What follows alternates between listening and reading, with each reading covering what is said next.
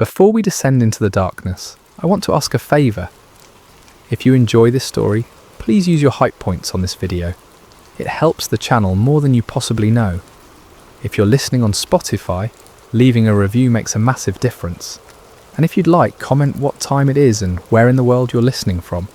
We absolutely love seeing where everyone is tuning in. And of course, if you enjoy the content, consider subscribing. Now let's begin. There are places on Earth where men vanish without ceremony. The North Atlantic in 1942 was one of them. Not vanished in the heroic sense. No charging toward glory, no final words recorded for posterity. Just gone. Erased by cold water and pressure and silence so complete, it becomes a physical thing.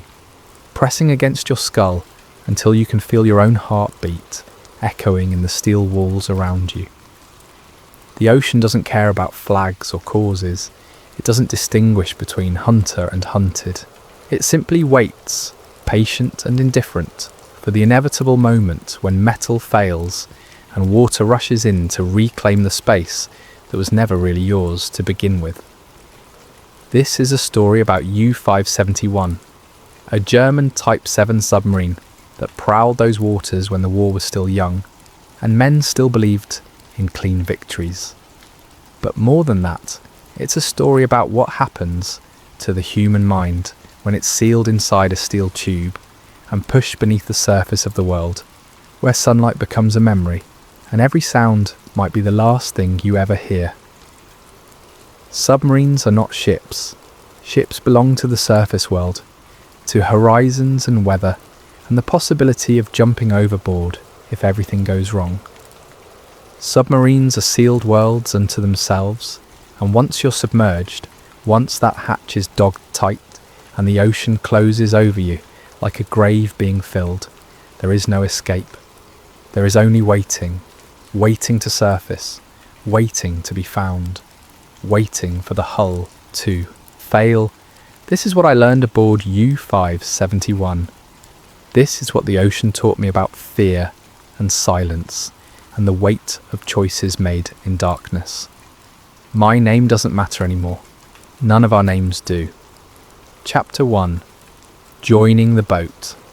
I was 22 years old when I first saw U-571 moored at the submarine pens in Lorient, France.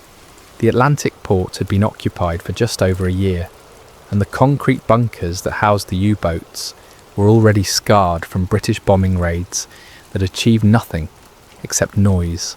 The submarines themselves sat in their berths like patient predators, dark, grey and wet, smelling of diesel fuel and something else, something metallic and final that I didn't yet have a name for. I had volunteered for submarine service. That's the part that haunts me now, in the quiet hours. No one forced this on me. I raised my hand. I signed the papers. I believed the propaganda about the brave, silent hunters, the wolves of the deep, the elite, warriors who struck fear into the hearts of the enemy. I was young enough to think that fear was something you inflicted, not something that lived inside you like a parasite, feeding on every creak of metal and rush of water past the hull. The training had been thorough but abstract. They taught us how to operate the systems, how to respond to emergencies, how to survive in enclosed spaces. What they couldn't teach us was what it actually felt like. The photographs and diagrams couldn't prepare you for the reality of the boat. I descended the ladder into U-571 on a grey morning in late February, carrying everything I owned in a canvas bag that barely fit through the hatch. The first thing that hit me was the smell. Oil and metal and unwashed bodies and something sour that might have been spoiled food or might have been the boat itself, sweating in its own atmosphere. The second thing was the space, or rather, the complete lack of it. The corridor, if you could call it, that was barely wide enough for one man to pass.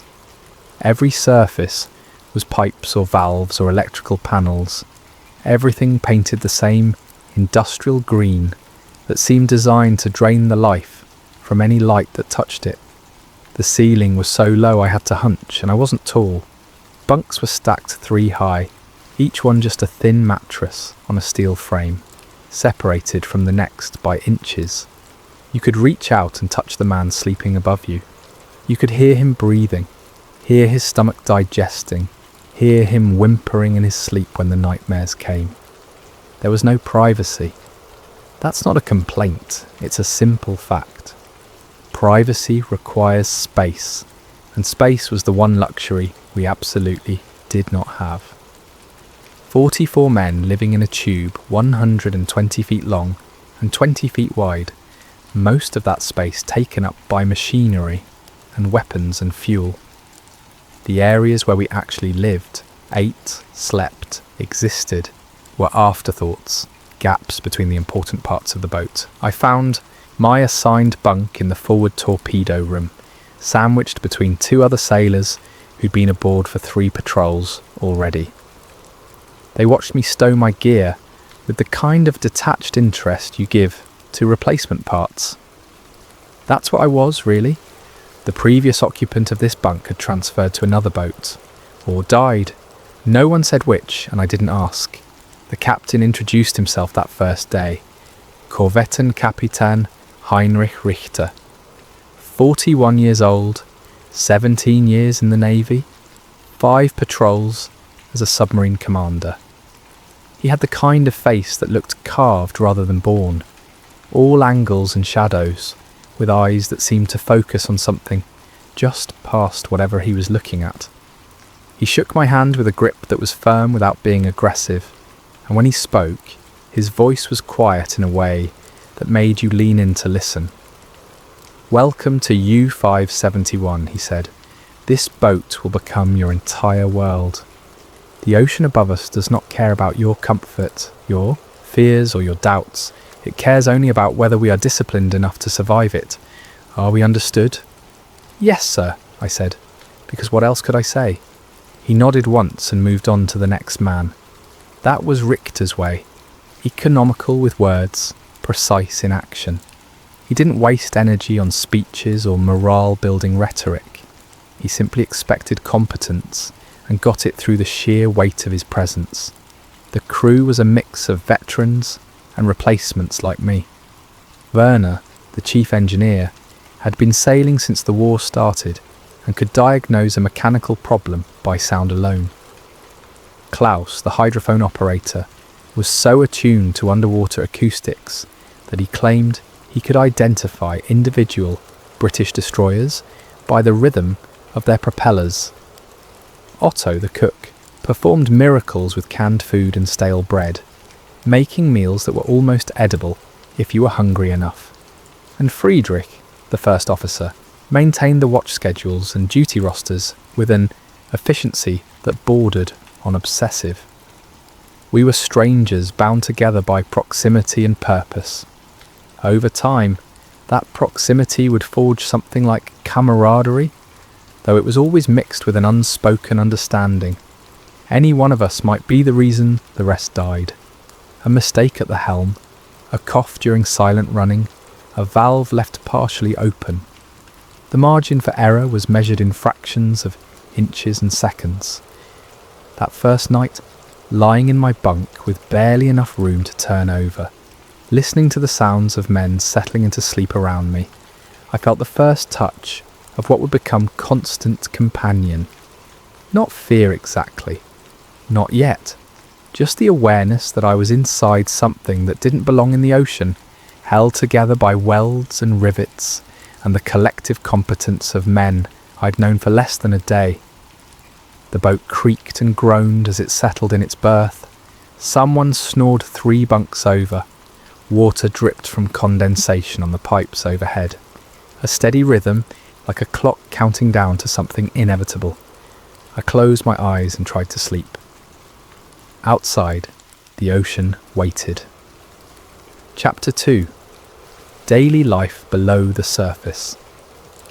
The routine aboard U-571 was designed to impose order on chaos, to make the unnatural feel normal through sheer repetition. We lived by watch schedules, 4 hours on duty, 8 hours off, a cycle that continued regardless of day or night, surface or depth. After the first week, I lost track of time in any conventional sense. There was only the rotation. Duty, rest, an endless loop measured in increments of mechanical obligation. My station was the forward torpedo room, which doubled as sleeping quarters for 16 men. The torpedoes themselves, 9 feet long, 3,000 pounds each, painted dark grey, were stacked in their tubes like sleeping giants, always present, always ready. We shared our living space with enough explosive power to sink a battleship, and after a while you stopped thinking about that. You had to, or you'd never sleep. The bunks were arranged in tiers along the walls, barely 18 inches of clearance between each level. You learned to slide into your rack rather than climb, learned to sleep on your side because there wasn't room to sleep on your back, learned to ignore the fact that someone else's bunk was inches from your face. The mattresses were thin enough that you could feel every ridge in the metal frame beneath them, and they smelled like whoever had used them before. Sweat and diesel fuel, and that particular sourness that comes from bodies confined in humid air. Condensation was constant.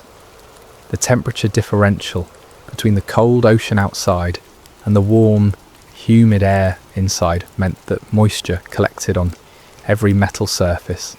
The overhead pipe stripped steadily, and you learned to position yourself to avoid the worst of it, though there was no escaping it entirely. Your blankets were always slightly damp, your clothes never fully dried. You developed a kind of permanent clamminess that became as much a part of you as your own skin. The food was what you'd expect from a boat that couldn't refrigerate anything and had limited storage. For the first few days of a patrol, we ate fresh bread and real vegetables. After that, it was canned meat of uncertain origin, hard biscuits that tasted like sawdust, and potatoes that Otto somehow transformed into something approaching edible. Coffee was perpetual, thick and black and strong enough to strip paint, brewed in a pot that never seemed to be fully cleaned. It tasted like motor oil, but kept you awake during the long watches. We ate in shifts, gathered around a small fold-down table in the control room, standing or sitting on whatever surface was available. Conversation during meals was minimal, partly because we were tired, partly because talking required energy we didn't have to spare. You learned to eat quickly and efficiently, to not waste time on the social. Rituals of normal dining. Food was fuel, nothing more. The lack of privacy extended to every bodily function. The heads, 2 tiny compartments, barely large enough to turn around in, were in constant use. You learned to ignore the sounds and smells, learned to conduct your business as quickly as possible, and get out. Modesty was a luxury we couldn't afford. We were animals living in a den, and we adapted the way animals do, by accepting what couldn't be changed and not wasting energy on shame. The engine noise was omnipresent. When we ran on the surface, the diesel engines roared with a deep mechanical thunder that vibrated through every surface, making conversation difficult and sleep nearly impossible unless you were exhausted enough to collapse despite it.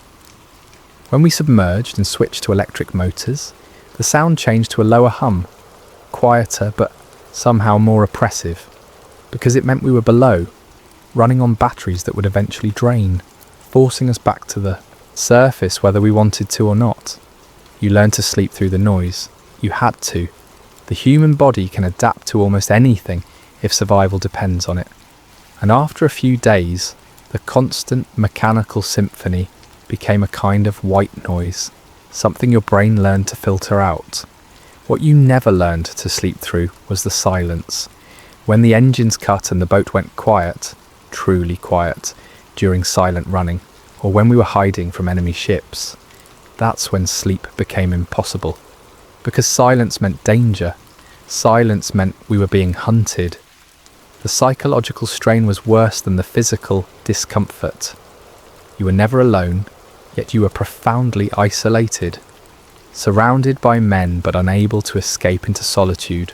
when you needed it, unable to walk more than a few dozen feet in any direction without hitting a wall, unable to see the sky or feel the sun or breathe air that didn't taste like diesel exhaust and human sweat. Some men coped by retreating into by routine, becoming obsessive about their duties, finding comfort in the mechanical rituals of maintenance and operation. Others retreated inward, becoming quiet and withdrawn, speaking only when necessary. A few tried to maintain some semblance of normalcy, telling stories, making jokes, pretending we were just sailors on an ordinary ship. But pretending required energy, and energy was something we had less of with each passing day. I found myself falling into the first category. I became meticulous about my duties, checking and rechecking torpedo tube mechanisms, cleaning parts that were already clean, memorising procedures until I could perform them in my sleep. It gave me something to focus on, besides the walls pressing in and the weight of the ocean above and the knowledge that we were utterly dependent on machinery that could fail at any moment. The camaraderie was real, but strange. We shared everything: space, air, danger, yet I knew almost nothing about most of the men I lived with. Their names, their duties, their habits, yes, but their lives before the boat, their families, their dreams, those things were rarely discussed. It was as if we'd all agreed, without ever speaking it aloud, that the world above the surface was irrelevant. Here in the boat, we were only what we could do, only how well we performed our functions. Everything else was excess weight. Werner, the engineer, could disassemble and reassemble the diesel engines blindfolded. That mattered. The fact that he had a wife and 2 daughters in Hamburg only came up once, when he received a letter during a port call, and even then he didn't share the contents. He just nodded once, folded the letter carefully, and returned to his work. Klaus, the hydrophone operator, spent his watches in a small compartment wearing headphones, listening to the ocean. He described it once as a kind of meditation, shutting out the boat and focusing entirely on the subtle variations in underwater sound. He could distinguish between different types of ships by the rhythm of their propellers, could estimate distance and bearing with uncanny accuracy, but he also admitted late one night, when we were both awake and unable to sleep, that the sounds haunted him, that even when he wasn't on duty, he heard them. The distant rumble of engines, the ping of active sonar, the specific sound a depth charge makes as it sinks toward you through the water. Otto maintained his sanity through cooking.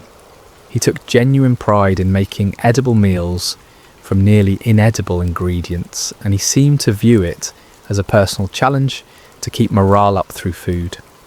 It was a losing battle, but he fought it anyway, and we appreciated the effort even when the results were less than successful. Friedrich, the first officer, was the most professional of all of us. Buttoned up, efficient, emotionally remote. He ran the boat with Richter, managing the watch schedules and duty rosters with mathematical precision. She never saw him sleep, though he must have. I never saw him relax. He was always on, always vigilant, always maintaining the discipline that kept us alive. And Richter himself remained an enigma. He commanded not through fear or force, but through sheer competence. When he gave an order, you obeyed because you trusted his judgment more than your own. He seemed to understand the boat at some instinctive level, could sense when something was wrong before the instruments showed it. The crew respected him absolutely, and that respect was the glue that held us together when everything else wanted to pull apart. The days blurred together. Wake, stand watch, eat, sleep, repeat. The monotony was broken only by drills, practicing emergency procedures, testing equipment, running through scenarios that might mean the difference between life and death if they ever became real. We practiced crash dives, learning to get the boat from surface to depth in under a minute. We practiced damage control, simulating hull breaches and equipment failures. We practiced silent running, learning to move like ghosts, to breathe quietly, to hold still for hours if necessary. The ocean outside remained invisible but omnipresent. You could hear it rushing past the hull when we were moving, could feel it pressing against the walls when we were deep.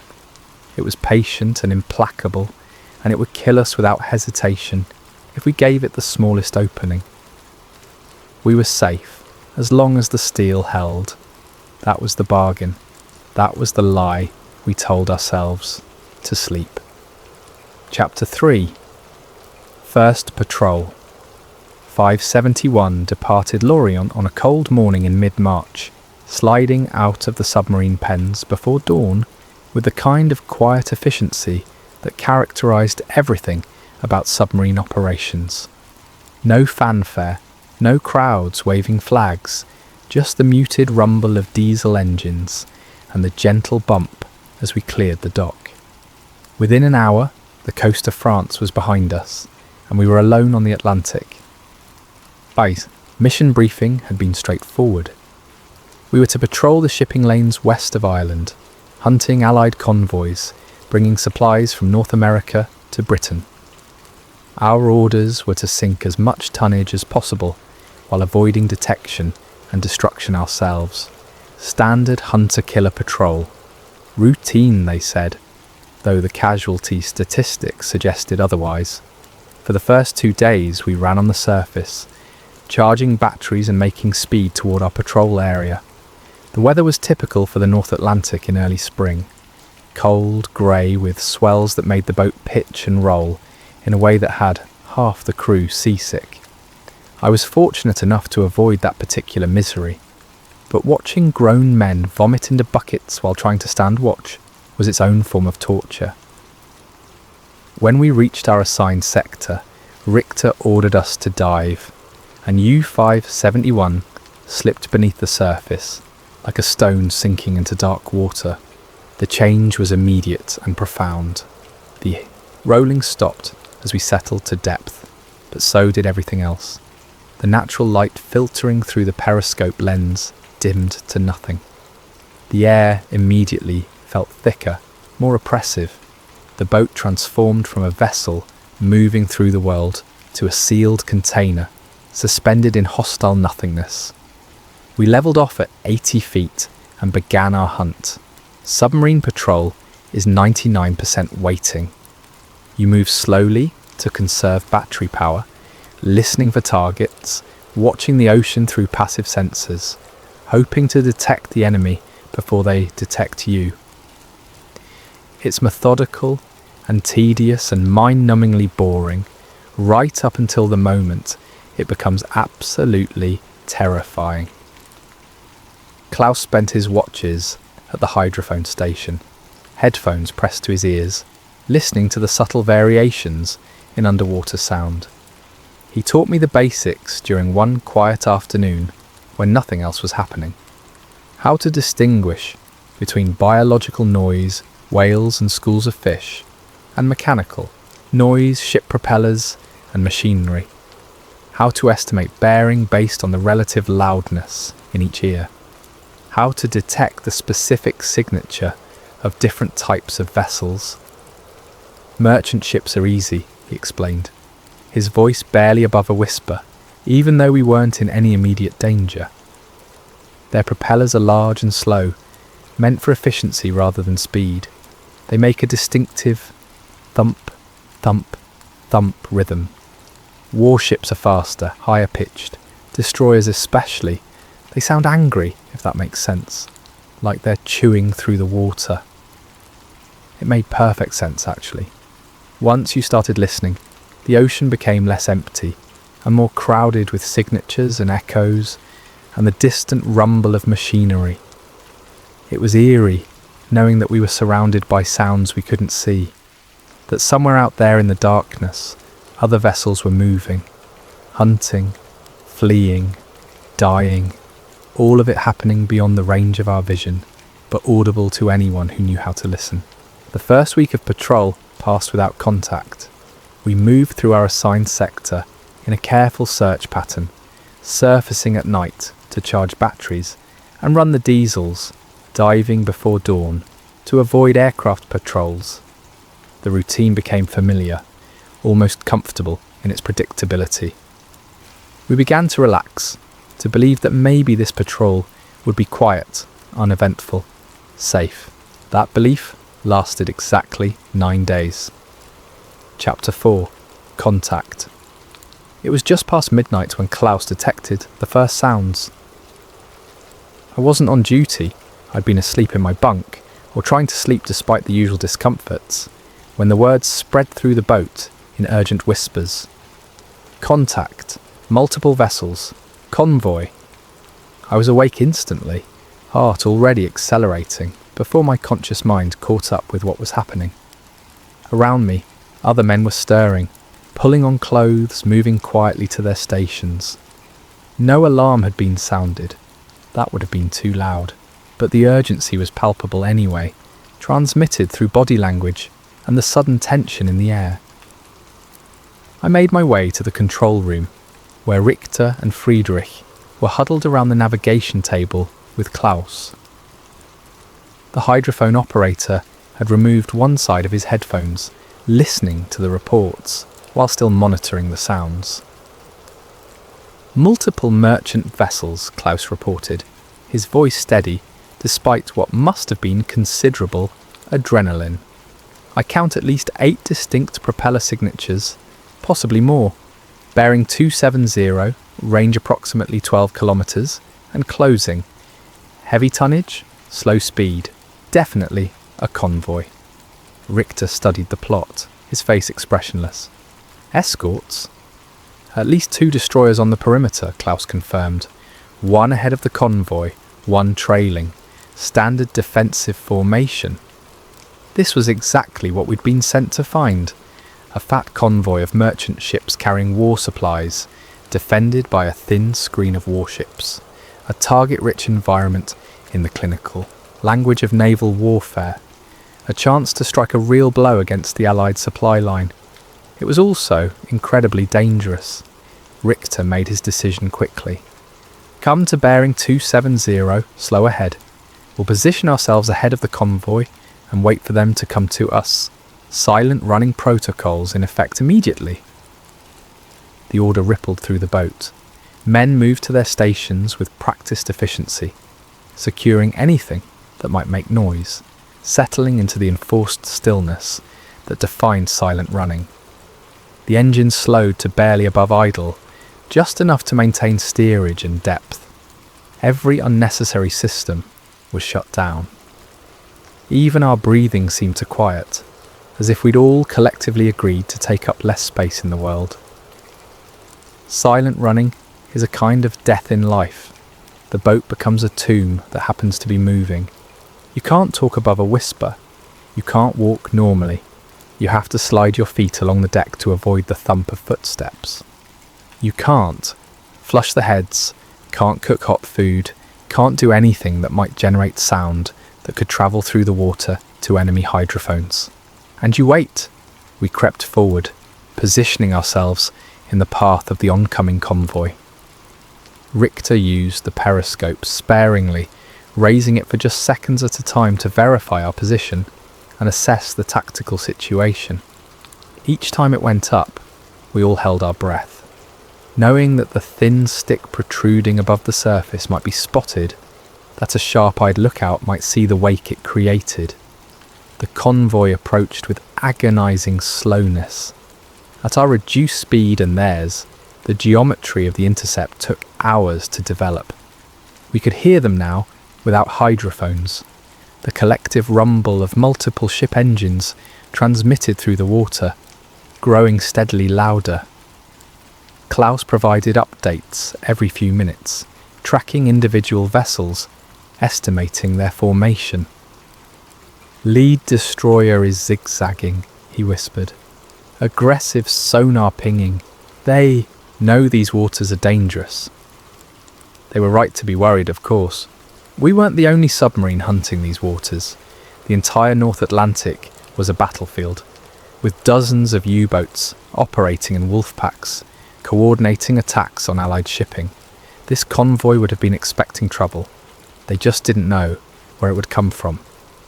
Richter raised the periscope one more time as the convoy drew close. I watched his face as he scanned the horizon, saw something flicker in his eyes. Calculation, determination, something that might have been anticipation. "I have visual," he said quietly. 8 merchants, 2 escorts, perfect firing solution on the lead freighter. He lowered the periscope and turned to Friedrich. "Make ready tubes 1 through 4. Depth setting 4 meters. Fan spread, 1 degree intervals." Friedrich relayed the orders. In the torpedo room, I could hear the quiet mechanical sounds of tubes being flooded, outer doors opening.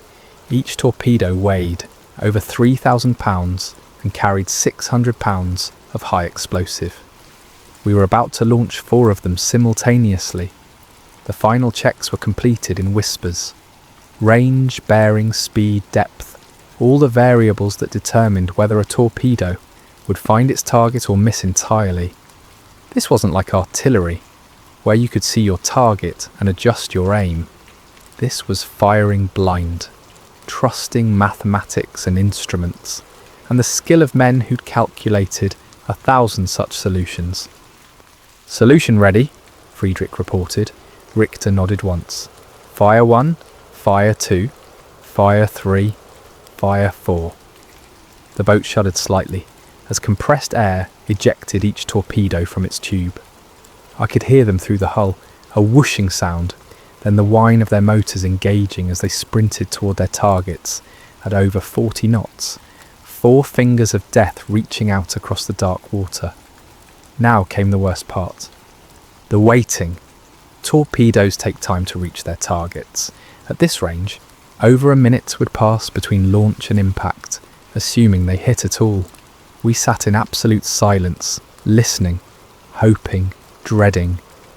Then Klaus stiffened, and I knew he'd heard something through his headphones. "Detonation," he whispered. "Clean hit on the lead ship." 5 seconds later we all heard it. A muffled boom transmitted through the water, felt as much as heard. Then another, then a third. 3 hits out of 4. By submarine standards, exceptional shooting. Through the periscope, Richter would have seen the results.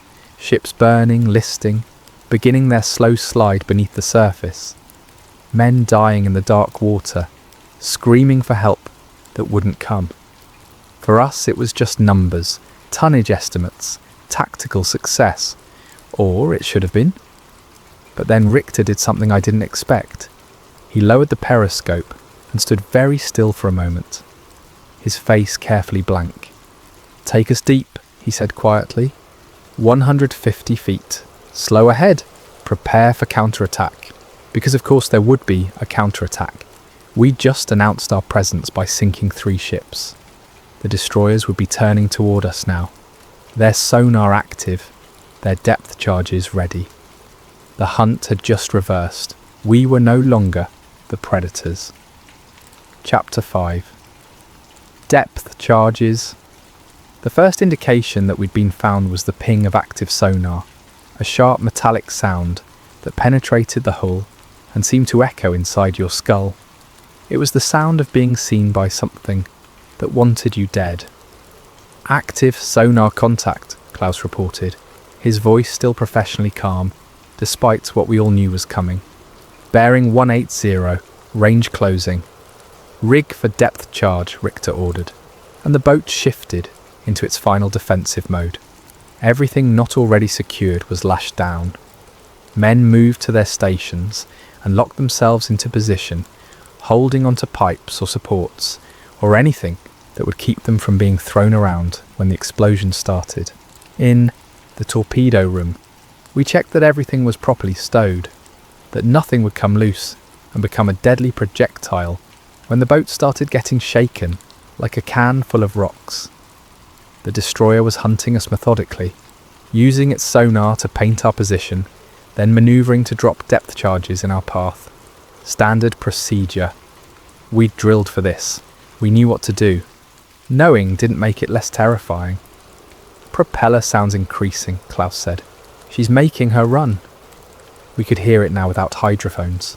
The fast churn of destroyer propellers moving overhead, growing louder, passing directly above us, then fading slightly, then silence.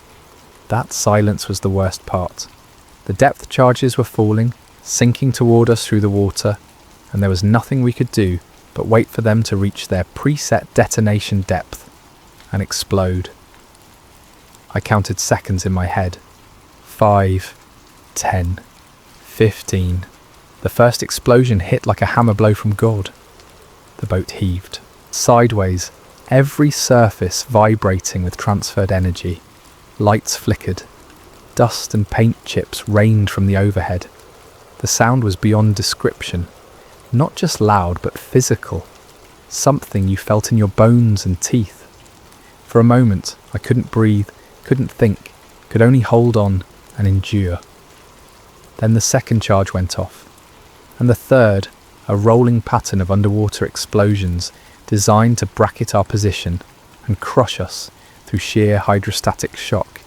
Each blast created a pressure wave that compressed the hull, stressing welds and seams, looking for any weakness to exploit. Damage report, Richter called out, his voice cutting through the chaos. Reports came back from each section. Minor leaks in the aft torpedo room, electrical short in the radio compartment, loose bolts everywhere, but nothing critical. Not yet. The destroyer made another run. More depth charges rained down, detonating in a pattern that walked closer to our position. The explosions were louder now, more violent. The boat twisted and bucked. I heard the groan of stressed metal, felt water spray from a cracked pipe fitting overhead. Multiple leaks in the control room, Friedrich reported. Pumps are handling it. Maintain depth, Richter ordered. Do not surface, do not make any noise. Because that was our only defence, silence and depth. If we could stay quiet enough, stay deep enough, the destroyer might lose us in the thermal layers and acoustic shadows that made underwater hunting so imprecise. Their sonar was good, but it wasn't perfect. If we could make ourselves invisible, we might survive. Another pattern of charges detonated, closer than before. The lights went out completely for several seconds before emergency lighting kicked in, bathing everything in dim red illumination that made every face look like a skull. Cork insulation was falling from the overhead in chunks. Instruments had shattered. Small fires were starting from electrical shorts. Werner and his engineering team were moving through the boat, patching leaks, securing damaged systems, keeping us alive through sheer competence and desperate improvisation. Water was coming in faster than the pumps could handle it. Not flooding, not yet, but the beginnings of it. The possibility. The destroyer made a third run. I braced myself against the torpedo tube, gripping the cold metal with both hands, trying to make myself smaller somehow, as if that would help. The depth charges fell. The pattern was perfect this time, 6 charges detonating in rapid sequence, so close that they merged into one continuous earthquake. Something gave way in the pressure hull. I heard it clearly over the explosions. A sharp crack followed by the screaming hiss of water under high pressure, forcing its way through a breach. The boat lurched downward, bow dipping as water flooded the forward compartments. "Hull breach in the forward torpedo room," someone shouted. "We're losing bow trim." That was my compartment. I looked up and saw the jet of water shooting from a crack in the hull, plating near the ceiling, a solid stream as thick as my arm, filling the space with spray and noise. Men were moving already. Werner shouting orders, someone dragging emergency patching equipment forward. I found myself helping without thinking about it, holding a steel plate against the crack, while others secured it with bolts and wooden wedges, trying to stem the flow enough for the pumps to catch up. The water was ice cold, North Atlantic cold, cold enough to stop your heart. It soaked through my clothes in seconds, and I could feel the strength draining from my arms as we fought to secure the patch.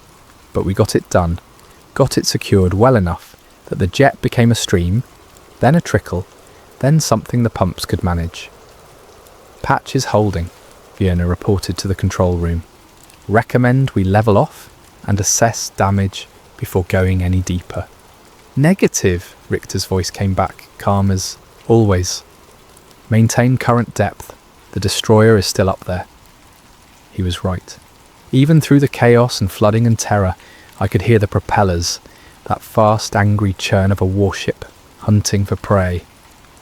They were making another approach, but this time, something was different. The pattern of engine noise changed. Instead of the focused intensity of an attack run, it became more dispersed, less certain. "They're losing us," Klaus reported, and I heard something like hope in his voice. "The thermal layer is scattering their sonar return. They're pinging all around us, but not hitting us directly anymore." We waited. Minutes passed like hours. The destroyer made one more half-hearted run, dropping charges well away from our position, then began to fade into the distance. They were giving up, moving back to protect the convoy, leaving us for dead or escaped. It didn't matter which, as long as we stayed hidden. Richter waited 30 minutes after the last propeller sound faded, before he gave the order to surface. We came up slowly, carefully, checking for damage the entire way. When we finally broke surface and opened the hatches, the rush of fresh air was like resurrection. Men gasped and coughed, their lungs burning from hours of breathing air thick with carbon dioxide and fear. I climbed topside during my next watch, needing to see the sky, to confirm that the world above still existed. The ocean was empty, no ships, no smoke, no evidence of what had happened except the debris field we left behind. The convoy had scattered. The destroyers were gone. We were alone on the black water under a sky full of stars that seemed impossibly distant and unconcerned. U-571 had survived, this time. But we were damaged, limping, and we still had weeks of patrol ahead of us. Chapter 6. Damage and Isolation. The depth charges had done more damage than we initially realised. As we conducted a full assessment over the following days, the scope of our problems became clear. The hull breach we'd patched was holding, but barely. Water seeped constantly through the repair, requiring someone to monitor it every watch and adjust the wedges as the pressure changed with depth.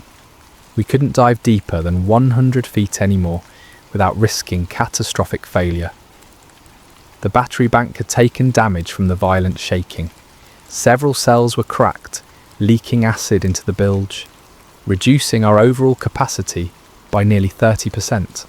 That meant less time submerged, more time on the surface where we were vulnerable to aircraft, less flexibility in our tactical options. Various electrical systems were intermittent, lights that flickered randomly, instruments that gave unreliable readings, the radio that worked only occasionally and then with heavy static. Werner and his team worked constantly to repair what they could, but without spare parts and proper facilities, many repairs were temporary at best. But the most insidious damage was to the air quality systems. The carbon dioxide scrubbers had been partially flooded during the attack, and while we'd gotten them working again, they were operating at reduced efficiency. That meant the air inside the boat became foul faster, the carbon dioxide levels climbing higher during each dive, making everyone drowsy and irritable and slow to react. You could feel it happening. After a few hours submerged, the air would take on a thick, stale quality that made every breath feel insufficient. Your head would start to ache. Your thinking would become fuzzy, disconnected. Simple tasks required enormous concentration. Complex ones became nearly impossible, and yet we had to continue the patrol. Richter reported our damage to command, and the response was clear. Continue operations until no longer combat effective, then return to base. We'd sunk 3 ships, that was good, but it wasn't enough to justify returning early when U-boats were desperately needed to stem the flow of Allied supplies across the Atlantic. So we continued hunting, but now we were also being hunted by our own boat. The ocean pressed in from every side, and I began to understand why submarines were called steel coffins. The pressure at depth was enormous, thousands of pounds per square inch pushing against the hull, looking for any weakness, any flaw, any excuse to rush in and reclaim the space we'd temporarily stolen from it. You could hear it sometimes, late at night when the boat was quiet and you were trying to sleep. The hull would creak and groan as it flexed under the pressure, metal complaining in a language that needed no translation. Sometimes I'd wake in the darkness, heart hammering, convinced I could hear water rushing in, that the hull had finally failed and we had seconds left to live. But it was always just the normal sounds of the boat, the creaking, the dripping, the hum of machinery, the breathing of 43 other men packed into a tube of steel. The psychological strain began to show in subtle ways. Men became short-tempered, snapping at each other over trivial things, someone taking too long in the head, someone snoring too loudly, someone leaving a tool in the wrong place. Fights would break out, brief scuffles that ended as quickly as they started, but left lingering resentments. Klaus began to look haunted. He spent hours at the hydrophone station, even when he wasn't on duty, listening to the ocean, jumping at sounds that might have been threats or might have been nothing. He told me once during a quiet moment that he'd started hearing things that weren't there. Phantom propellers, imaginary sonar pings, the sound of depth charges falling even when we were on the surface and completely safe. The ocean is never quiet, he said, his eyes unfocused, as if he was listening to something I couldn't hear. There's always something out there, always something hunting, always something waiting. I didn't know what to say to that. He was right, in a way. The ocean was full of threats and we'd already learned how quickly they could find us. But his obsession with listening, with trying to hear danger before it arrived, was eating away at him from the inside. Others retreated into themselves, becoming silent and withdrawn. They did their duties mechanically, spoke only when necessary, spent their off-watch time lying in their bunks, staring at the overhead. One sailor, I won't use his name, stopped eating, had to be ordered to consume at least minimal rations to maintain his strength. He'd become convinced, somehow, that food was poisoned, that someone was trying to kill the crew slowly, from within. It was nonsense, of course, paranoid delusion brought on by stress and bad air and too much time in confinement. But the fact that it could happen, that a rational man could become that disconnected from reality, was terrifying in its own way. Richter maintained order through sheer force of will. He moved through the boat, eerie, constantly, checking on systems, talking to the crew, making his presence felt.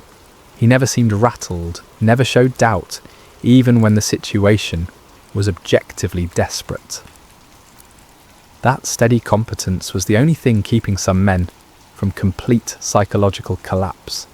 But I wondered sometimes what it cost him, whether he was as calm inside as he appeared outside, whether he lay awake at night, like the rest of us, listening to the hull groan and wondering if this would be the patrol where our luck ran out. The boat itself began to feel malevolent. I know that sounds irrational, but confinement does strange things to your mind. The constant dripping, the weird echoes that sound travelled through, the way shadows moved in the dim lighting. It all started to feel intentional, personal, as if the submarine itself had become conscious and was deliberately making us suffer. I'd walk through a corridor I'd traversed 100 times before and suddenly feel claustrophobic, as if the walls were closer than they should be, as if the ceiling was lowering.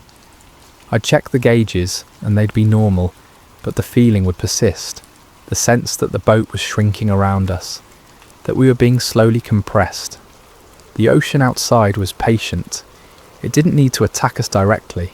It could just wait, apply constant pressure, let the confinement and the bad air and the isolation do its work. We were killing ourselves from the inside, and all it had to do was continue being vast and dark and utterly indifferent to our suffering. Werner came to me one night, during a watch when we were both awake and unable to sleep. He looked older than when we'd started the patrol. Deeper lines in his face, grey creeping into his hair that hadn't been there before. "You know what the worst part is?" he asked quietly. "It's not the danger, it's not even the discomfort. It's knowing that this is our entire world now. That outside this hull, there's an ocean that could swallow us. Without ripples, and inside this hull there's only us, and we're not enough. We're never going to be enough." I didn't have an answer for him, because he was right. We were trapped in a failing machine, suspended in an environment that wanted us dead, slowly poisoning ourselves with our own exhalations, and there was no guarantee we'd ever see home again. That was the reality of submarine warfare. That was the truth beneath all the propaganda about brave hunters and glorious victories. We were just men, scared and small, holding on to life with both hands, while it slipped away between our fingers. Chapter 7. Moral Conflict. The orders came through on our 13th day of patrol, transmitted via encrypted radio during a scheduled communication window. New intelligence indicated another convoy forming up further north, larger than the last one, more valuable targets. Command wanted us to intercept despite our damage, despite our reduced capabilities, despite everything. Richter plotted the intercept course. It would take us 3 days to reach the position, running mostly submerged to avoid Allied air patrols that had become increasingly aggressive. 3 days of breathing bad air, of nursing our damaged systems, of hoping the hull would hold. We found the convoy exactly where intelligence said it would be, a dozen freighters plodding eastward in a defensive formation, escorted by 4 warships this time instead of 2. They'd learned from their losses. They were being more careful, but careful wasn't the same as safe. Richter studied them through the periscope for over an hour, noting their positions, their speeds, their patterns of movement. Friedrich plotted firing solutions. Klaus tracked the escorts, listening for the telltale signs of aggressive hunting that would mean they'd detected us. Everything was going according to procedure. We were positioned perfectly for an attack. The torpedoes were ready. The crew was at battle stations. Then Richter did something I'd never seen him do before. He hesitated. He lowered the periscope and stood very still, his hand resting on the housing, his eyes distant. The control room was silent, everyone waiting for the order that would send 4 more torpedoes racing toward their targets. "The lead ship," he said finally, his voice strange. "It's riding high, empty, or nearly so, probably returning to North America for another load?" Friedrich consulted his notes. The 2nd and 3rd ships appear to be fully loaded, lower in the water, better targets from a tonnage perspective. "Better targets," Richter repeated softly, then more firmly, "make ready tubes 1 through 4. Target the 2nd ship. Will fire on my mark." The familiar sequence began. Range, bearing, speed. Calculations made and verified. Tubes flooded, outer doors open, everything ready. "Fire 1, Richter ordered. The boat shuddered as the first torpedo left its tube. "Fire 2, another shudder.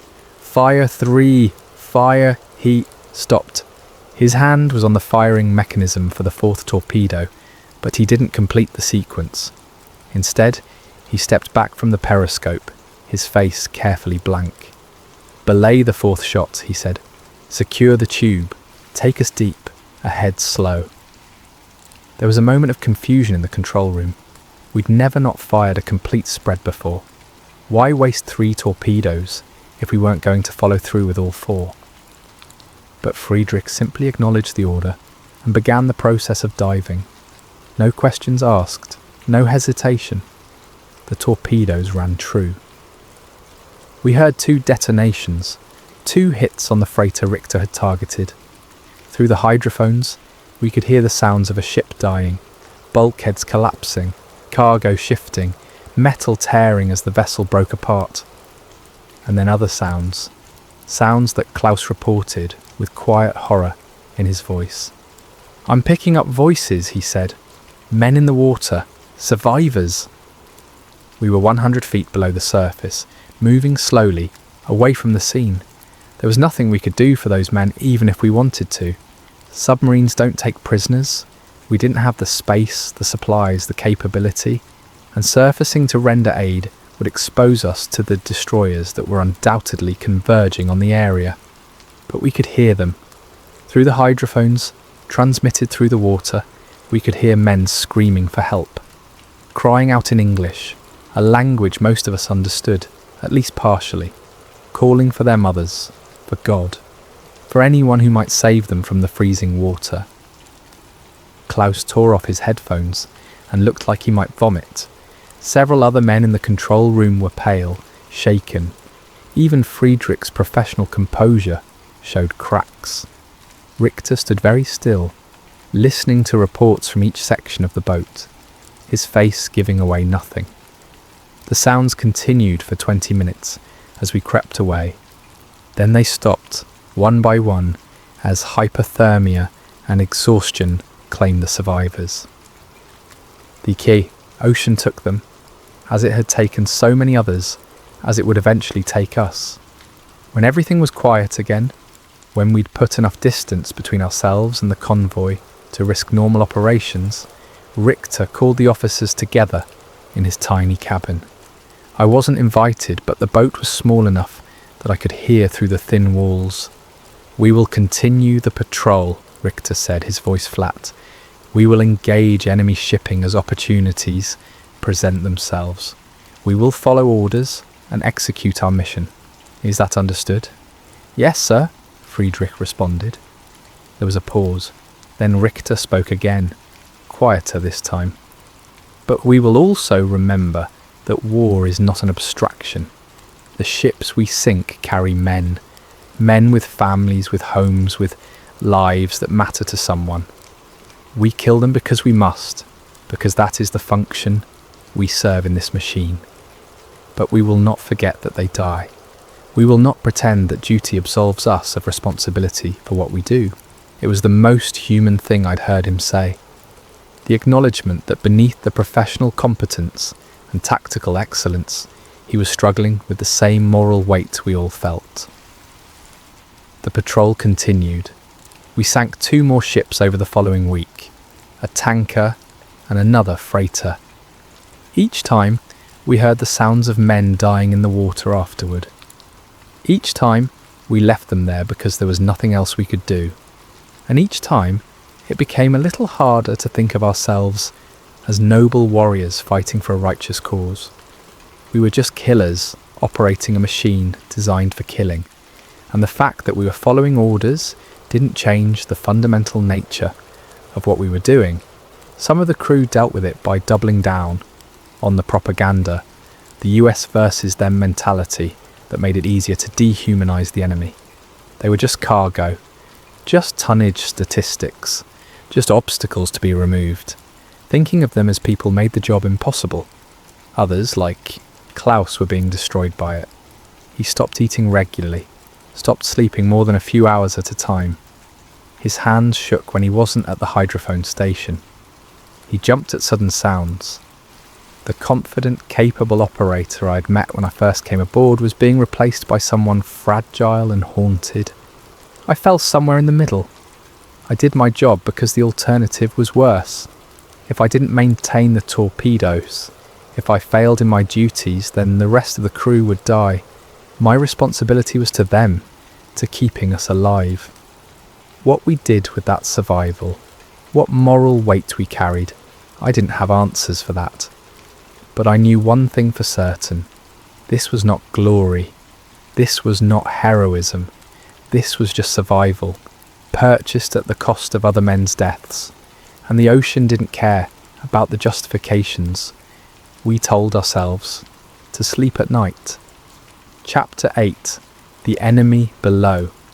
By the third week of patrol, the hunter-hunted dynamic had shifted in ways we hadn't anticipated. Allied anti-submarine warfare had evolved dramatically. New technologies, better tactics, more aggressive pursuit, all of it designed specifically to kill boats like ours. Klaus was the first to notice the change.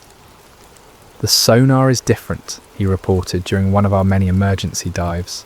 "More focused, like they can see through the layers now, through the thermal gradients that used to hide us." He was right. The old tactics, diving deep, hiding in thermal layers, running silent, were becoming less effective. The Allied destroyers were finding us faster, tracking us longer, pressing attacks with a persistence that suggested they knew exactly where we were, even when we thought we were hidden. Werner had a theory. "They've improved their hydrophones," he said, during one quiet watch. "Or they're using multiple ships to triangulate our position. Either way, we can't rely on stealth anymore. Every time we attack, they're getting better at finding us." The psychological effect was profound. We'd always known we could be detected, but there had been a certain comfort in the belief that if we were careful enough, silent enough, skilled enough, we could remain invisible. Now that illusion was being stripped away. The ocean was becoming transparent to the enemy, and we were increasingly exposed. Worse, we began to suspect that they were tracking us, even when we weren't attacking. Several times we detected destroyer propellers in the distance, moving in search patterns that seemed to know our general area, even though we'd been running silent for hours. It was as if they could see us through the water itself. Klaus became obsessed with this possibility. "What if they've developed new detection methods?" he asked during one meal, his food untouched in front of him. "What if they can track us by our magnetic signature, or heat signature, or something we don't even know we're emitting?" "Then we're already dead," Otto replied bluntly, "and worrying about it won't change anything." But Klaus couldn't stop worrying. None of us could, really. The idea that we might be visible, even when we thought we were hidden, that the enemy might be watching us right now, tracking our movements, preparing an attack we couldn't defend against. It was corrosive to morale. The paranoia spread through the crew like a disease.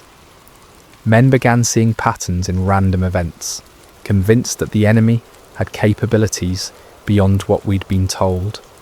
Some claimed they could feel when destroyers were nearby that there was a kind of pressure change or vibration that warned of danger. Others developed superstitious behaviours, refusing to shave or wearing the same clothes every day, or touching certain parts of the boat before diving. Richter tried to maintain discipline through reason. "The enemy has improved their technology," he acknowledged during one crew meeting. "But so have we. Our training, our experience, our knowledge of these waters, these are advantages they cannot replicate. We survive by being better than them, not by being invisible." It was a good speech, professionally delivered, but I could see the doubt in men's eyes. We didn't feel like we were better. We felt like prey. The tension turned inward. Arguments became more frequent, more heated. A fight broke out in the engine room over some trivial thing, someone using someone else's wrench, and Werner had to physically separate the men involved. Trust was eroding. The camaraderie that had held us together was being replaced by suspicion and fear. And through it all, the ocean pressed in, constant, patient, waiting for us to make a mistake. On the 23rd day of patrol, we had our closest call yet. We were running submerged at dawn, approaching a position where intelligence suggested we might find targets, when Klaus suddenly stiffened at his station. "Destroyers," he hissed. "Multiple contacts, bearing 090 through 180. They're everywhere." Richter ordered us deeper immediately. We descended to 130 feet, deeper than we should have gone with our damaged hull, but we didn't have a choice. The destroyers were moving in a coordinated search pattern, covering every avenue of escape. They'd been waiting for us. Somehow, they'd known we'd be in this area, and they prepared an ambush. The depth charges began falling almost immediately, a systematic bombardment that walked through our position with terrifying precision. The boat was thrown violently from side to side. Emergency lights flickered and died. Water sprayed from a dozen small leaks. Men clung to whatever they could reach, trying not to be thrown into machinery or sharp edges. But this time, something was different. The charges were detonating in patterns that suggested the destroyers weren't guessing. They knew where we were. They were tracking us in real time, adjusting their attack based on our movements. "They can see us," Klaus whispered, his face white, in the dim emergency lighting. "I don't know how, but they can see us." Richter made a decision. Emergency blow, surface, all ahead full. It was desperate, possibly suicidal. Surfacing meant exposing ourselves to gunfire, to ramming, to all the weapons the destroyers carried. But staying submerged meant death by depth charge, and at least on the surface, we'd have a chance to fight back. U-571 exploded upward, compressed air forcing water from the ballast tanks, the boat leaping toward the light like a breaching whale. We broke surface in the middle of the destroyer formation, surrounded by enemy ships that immediately opened fire. Shells bracketed us, throwing up geysers of water. Machine gun fire raked the conning tower. Richter ordered evasive manoeuvres, and we zigzagged desperately, the deck gun crew trying to return fire while the boat twisted and turned beneath them. It was chaos. Men were screaming orders. Engines roared at maximum power. The deck was slick with air, spray and blood from the gun crew who'd taken hits from machine gun fire. I helped drag wounded men below, trying not to slip on the wet metal, trying not to think about the destroyers converging on our position. But somehow, impossibly, we found a gap in their formation, a space between two ships where their fields of fire didn't overlap. Richter aimed for it, pouring on every bit of speed the engines could give, and we punched through before they could close the trap. "Crash dive!" Richter roared as soon as we were clear. "Take us down, maximum depth." We submerged in seconds, the boat plunging desperately toward the safety of deep water. More depth charges fell, but we were moving fast, creating a thermal wake that confused their targeting. We went deeper than we'd ever gone before, 100 at 60 feet, 170, pushing the hull to its absolute limits. Metal groaned, rivets popped, water sprayed from seams that shouldn't have been leaking, but we held together and we kept going, putting distance between ourselves and the destroyers that had nearly killed us. When we finally levelled off and assessed damage, the toll was severe. 3 men dead from gunfire, 2 more seriously wounded. The hull had multiple new leaks. The batteries were nearly drained. Our air quality was critical, and we still had over a week before we could return to port.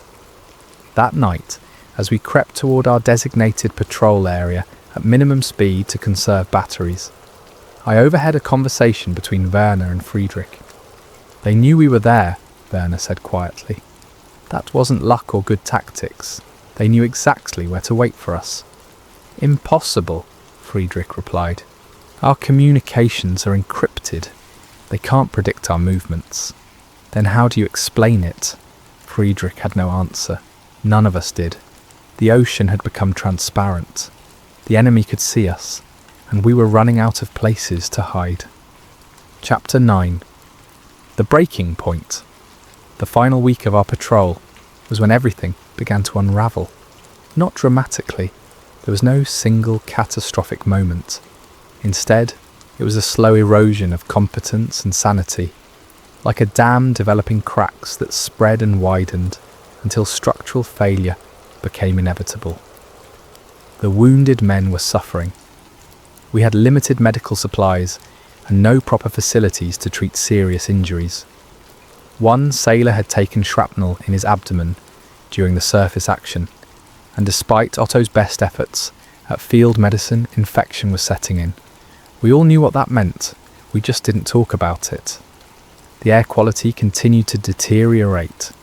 The carbon dioxide scrubbers were failing more frequently, requiring constant manual intervention to keep functioning.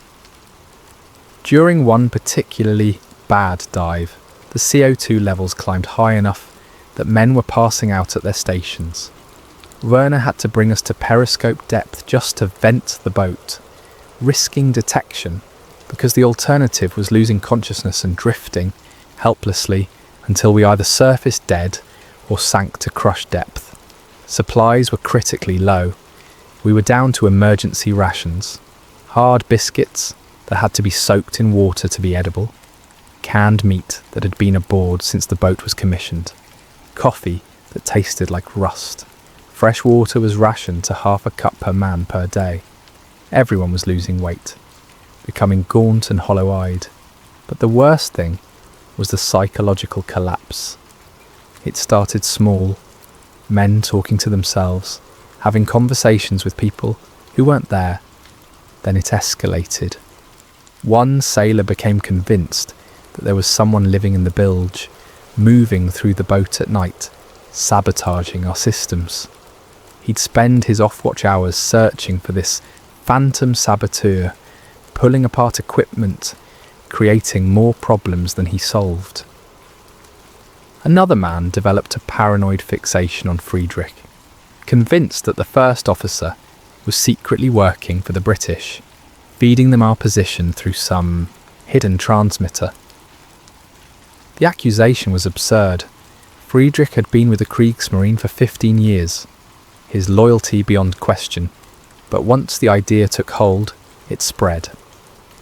Other men began watching Friedrich suspiciously, noting innocent actions as evidence of betrayal. Richter tried to maintain order, but even his authority was fraying. When he ordered the paranoid sailor to stand down and return to his duties, the man refused, actually raised his voice to the captain, something that would have been unthinkable at the start of the patrol. "You're all blind," he screamed, his eyes wild. "Can't you see what's happening? They know where we are because someone is telling them. Someone here is a traitor." It took 3 men to restrain him. Richter had him confined to his bunk, tied down with canvas straps, but the damage was done. The idea was out there now, festering in minds already weakened by stress and bad air and too many days in confinement. Trust collapsed. Men stopped speaking freely, worried that anything they said might be misconstrued as treasonous. Watchstanders eyed each other with suspicion. The simple cooperative behaviours that kept the boat functioning became fraught with paranoia. And then Klaus broke completely. It happened during a routine submerged patrol. He was at his hydrophone station, listening for threats, when he suddenly tore off his headphones and began screaming. "They're everywhere, all around us! Hundreds of them closing in!" Friedrich checked the hydrophone himself. There was nothing, just the normal sounds of the ocean. But Klaus wouldn't be calmed. He insisted he could hear entire fleets converging on our position, that we were surrounded, that we needed to surface immediately and surrender, or we'd all die. "There's nothing there," Friedrich tried to explain, keeping his voice calm. "You're exhausted. The air quality is affecting your judgment. Come away from the station and rest." Klaus shoved him back, wild-eyed and desperate. "You're hearing it wrong, or you're lying. Are you the one? Are you the traitor?" It took 4 men to get Klaus away from the controls and into his bunk. He fought them the entire way, screaming about phantom ships and betrayal, and the ocean coming to kill us all. Eventually, exhaustion overcame him and he collapsed into unconsciousness, but the episode left everyone shaken. Our most skilled hydrophone operator was gone. The man we relied on to hear threats before they found us had been consumed by his own expertise, hearing dangers that existed only in his fractured mind. Richter called an officers' meeting in his cabin. I wasn't invited, but through the thin walls I could hear the discussion. "We need to abort the patrol," Vienna said, his voice urgent. "The crew is falling apart. The boat is barely functional. We're out of time." "We have orders to continue operations until we're no longer combat effective," Friedrich countered, though he sounded uncertain. "We passed. No longer combat effective 3 days ago," Werner shot back. "If we try to engage the enemy now, we'll die. If we stay out here much longer, we'll die anyway. The crew is breaking. The boat is breaking. We need to get back to port while we still can." There was a long pause. Then Richter spoke, his voice heavy with something I'd never heard from him before. Doubt. "You're right. Both of you are right. We've pushed beyond what's sustainable. I'll send a message to command requesting permission to return to base." The message was sent that night, encoded and transmitted during our scheduled communication window. The response came back within hours. Permission denied. Continue patrol for 4 more days, then return to base. Make maximum effort to engage enemy targets during remaining time. 4 more days. It might as well have been 4 more years. Word spread through the boat quickly. We weren't going home yet. The reaction was predictable. Some men took it stoically, just nodded, and returned to their duties. Others broke down openly, weeping or raging or staring at nothing with dead eyes. The sailor with the abdominal wound died that night. Sepsis, organ failure, nothing we could do. We wrapped his body in canvas and held a brief service, but we couldn't bury him at sea. We were submerged, and surfacing just to dispose of a body was too dangerous. So we had to keep him aboard, stored in the torpedo room, another weight of failure pressing down on us. That night, alone in my bunk, listening to the drip of condensation and the groan of stressed metal, I understood what this experience had taught me about fear and confinement and the limits of human endurance. We were not soldiers dying gloriously in battle. We were not brave hunters stalking the enemy. We were just animals trapped in a cage of our own making, slowly destroying ourselves from the inside while the ocean waited patiently for us to fail. And the worst part was knowing that even if we survived, even if we made it back to port, we'd eventually have to do this again and again, until our luck ran out or our minds broke completely. The boat wasn't our weapon against the enemy. The boat was our punishment for believing we could ever win against the ocean. Chapter 10. The Final Encounter. On day 31 of the patrol, with 3 days remaining before we were authorised to return to port, U-571 detected what would be our final target. It wasn't a convoy. It wasn't even a particularly valuable prize. Just a single merchant ship, steaming alone, probably a straggler separated from its group. Under normal circumstances, we might have let it pass, conserved our remaining torpedoes for better opportunities. But these weren't normal circumstances. Command wanted results. Richter needed to justify our losses, our damage, the death and psychological destruction of his crew. And maybe, somewhere deep in his professional soul, he still believed that duty mattered more than survival. We approached the target carefully, using our last reserves of battery power to position ourselves for a perfect shot. Klaus was still confined to his bunk, sedated with our dwindling medical supplies, so Friedrich operated the hydrophones himself. Werner had the engineering spaces running at minimal capacity, conserving what little power remained for the actual attack. The merchant ship was old and slow, probably built in the last war, pressed back into service because the Allies needed every hull that could float.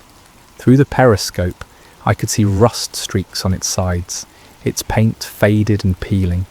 It sat low in the water, fully loaded with cargo destined for Britain. Richter calculated the firing solution himself. Range, bearing, speed. 1 torpedo, because we couldn't afford to waste ammunition on a target that would die to a single hit. The solution was perfect.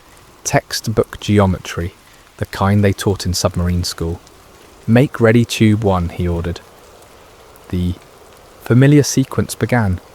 Tube flooded, outer door opened, torpedo armed and ready. Everything was proceeding exactly as it should. But then Richter hesitated, again. He stood at the periscope, one hand on the firing mechanism, watching the merchant ship crawl across his field of view. Seconds passed. The target moved through the optimal firing position and began to drift beyond it. "Captain?" Friedrich prompted quietly. "I'm thinking," Richter snapped, more harshly than I'd ever heard him speak to his first officer. More seconds passed. The firing solution degraded as the geometry changed. Soon we'd have to recalculate everything, waste more time, drain more battery power we couldn't afford to lose. "Sir, we need to decide," Friedrich said, his voice carefully neutral. The solution window's closing. Richter lowered the periscope. When he turned to face Friedrich, his expression was something I'd never seen before. Not doubt exactly, but a kind of profound weariness that went beyond physical exhaustion. "How many ships have we sunk this patrol?" he asked. Friedrich consulted his log. 6 confirmed kills. Estimated total tonnage, 17,000 tons. "And how many men?" "Sir, how many men did we kill? Estimate." Friedrich hesitated, clearly uncomfortable with the question. Merchant ships typically carry crews of 30 to 40, so approximately 200 sailors dead, plus however many survived the sinkings but died in the water afterward. Richter nodded slowly. 200 men, and we've lost 3 of our own, damaged the boat beyond effective repair, destroyed the sanity of half our crew, all to sink 17,000 tons of cargo that will be replaced within weeks. He paused. "Is that a victory, Friedrich?" The first officer had no answer. Neither did anyone else in the control room.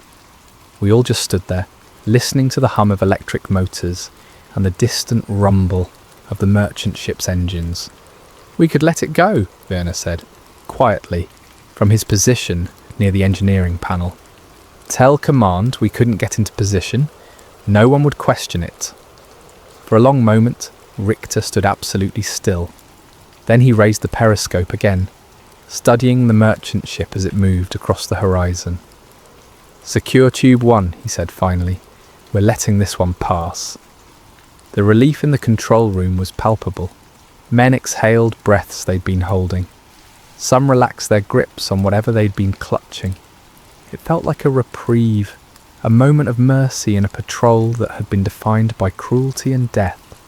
But the moment didn't last. "Captain?" Friedrich's voice was urgent as he listened to the hydrophones. "Destroyer contact. Bearing 220, range approximately 8 kilometres, and closing fast." The mercy we'd shown the merchant ship wouldn't be returned. The destroyer had detected us somehow. Maybe our periscope, maybe some other signature we'd left in the water.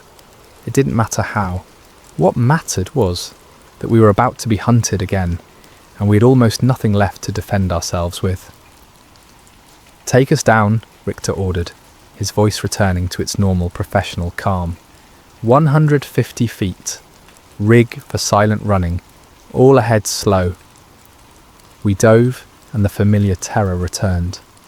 The destroyer closed rapidly, its propellers churning the water, its sonar pinging insistently as it searched for us. We could hear it clearly now, without hydrophones. The angry sound of a warship that had found prey and wasn't going to let it escape. The first pattern of depth charges fell 10 minutes later. The boat shook violently. Lights died. Water sprayed from seams we'd patched and repatched throughout the patrol. Men grabbed onto supports, bracing for the next pattern. But something was different this time. The charges were detonating further away, the shock waves less intense. The destroyer was missing us, dropping its charges based on where we'd been rather than where we were. "They don't have a solid contact," Friedrich reported, listening intently to the attack pattern. "They're guessing." Richter seized the opportunity. "Left full rudder, ahead 1/3, steer 090. We turned perpendicular to our original course, moving slowly and silently, trying to slip away while the destroyer wasted charges on empty water. It was working. The attacks were moving away from us, following our old track while we crept in a different direction. For 20 minutes, we barely breathed. The destroyer continued its attack, methodically searching the area where we should have been but weren't. Then gradually, the sounds began to fade. The propeller noise diminished. The depth charges stopped. They were giving up, or running low on charges, or being called away to other duties. Whatever the reason, they were leaving. We'd survived, again, but barely. And at the end of our reserves, of power, of supplies, of psychological endurance, there was nothing left, no capacity for one. More dive, one more attack, one more encounter with the enemy. Richter ordered us to the surface as soon as the destroyer was beyond detection range. We broke into blessed daylight, and the crew practically fought each other for a chance to get topside and breathe real air. Men gulped it down like drowning victims, their lungs burning from weeks of breathing the boat's foul atmosphere. I stood on the bridge during my watch, feeling the sun on my face, watching the ocean stretch out in every direction, vast and empty and beautiful and terrifying. We were still 3 days from port, running on the surface because we didn't have enough battery power left to submerge, even if we wanted to. We were completely vulnerable. One aircraft, one destroyer, one U-boat from another navy that mistook us for an enemy. Any of these could kill us before we reached safety. But we were alive, for now, today, this moment. And maybe that was all survival ever meant. Not victory, not glory, not achieving. Some noble purpose, just breathing one more time, seeing the sky one more hour, making it through one more day without the ocean claiming you. The merchant ship we'd spared was somewhere ahead of us, steaming toward Britain with its cargo intact. Its crew didn't know how close they'd come to death, didn't know that their lives had been saved by a German submarine captain who'd lost his stomach for killing. I wondered if they'd make it to port. I wondered if we would. I wondered if any of it mattered at all. Epilogue. After the ocean, U-571 limped into Lorient on a grey morning in late April, 41 days after we'd departed. Of the 44 men who'd sailed out, 41 returned. 3 were dead, 1 from enemy action, 2 from injuries and illness that we couldn't treat. 2 more were so psychologically damaged that they'd never serve on submarines again. The boat itself was declared non-operational. The hull damage was too extensive, the systems too degraded. It would take months of work in the shipyard to make it seaworthy again, and by then, newer designs would be available. U-571 had completed its final patrol. We were debriefed, examined by doctors, processed through the administrative machinery that turned combat experience into numbers and reports. 6 ships sunk, 17,000 tons of enemy cargo sent to the bottom. A successful patrol by the official metrics. No one asked about the cost, no one wanted to know what it had taken from us, the fear, the isolation, the moral weight of killing men we couldn't see. The statistics didn't include those things. They weren't considered relevant. Most of the crew were reassigned to other boats. The Kriegsmarine needed experienced submariners, and the fact that we were damaged didn't matter. Bodies could be repaired, or they could be discarded if repair wasn't possible. Either way, the war machine needed to be fed. I requested a transfer to surface ships. The request was denied. Submarine qualified sailors were too valuable to waste on conventional vessels. I'd be going back under the ocean, whether I wanted to or not. Klaus was discharged from service entirely. His psychological collapse was too complete to repair, with the crude tools available to military medicine. Last I heard, he was in a hospital somewhere in Germany, still hearing phantom destroyers that existed only in his ruined mind. Werner went back to sea 3 weeks after we returned. I saw him once before he left, and he looked tired in a way that sleep couldn't fix. He told me he'd requested a shore posting, engineering instruction, for new submarine crews. The request had been denied. The boats needed experienced engineers more than the schools did. Richter was promoted. His combat record was exemplary. 6 patrols as commander, multiple successful engagements, high kill ratio of tonnage to ammunition expended. The fact that he'd spared 1 merchant ship on his final patrol was noted, but not considered significant. 1 moment of mercy didn't outweigh a career of effective service. He was given a newer boat, a Type 9 with better range and more torpedoes. I heard he was lost somewhere in the mid-Atlantic 4 months later. His entire crew went with him. No survivors, no wreckage recovered, no record of what happened except that they failed to return from patrol. The ocean took them, as it took so many others. As for me, I served on 2 more boats before the war ended. Neither patrol was as psychologically devastating as my time on U-571, but they left their own scars. I survived through luck and caution and the accumulated competence that comes from repeating dangerous procedures until they become mechanical. When the war finally ended and we surrendered, I felt nothing.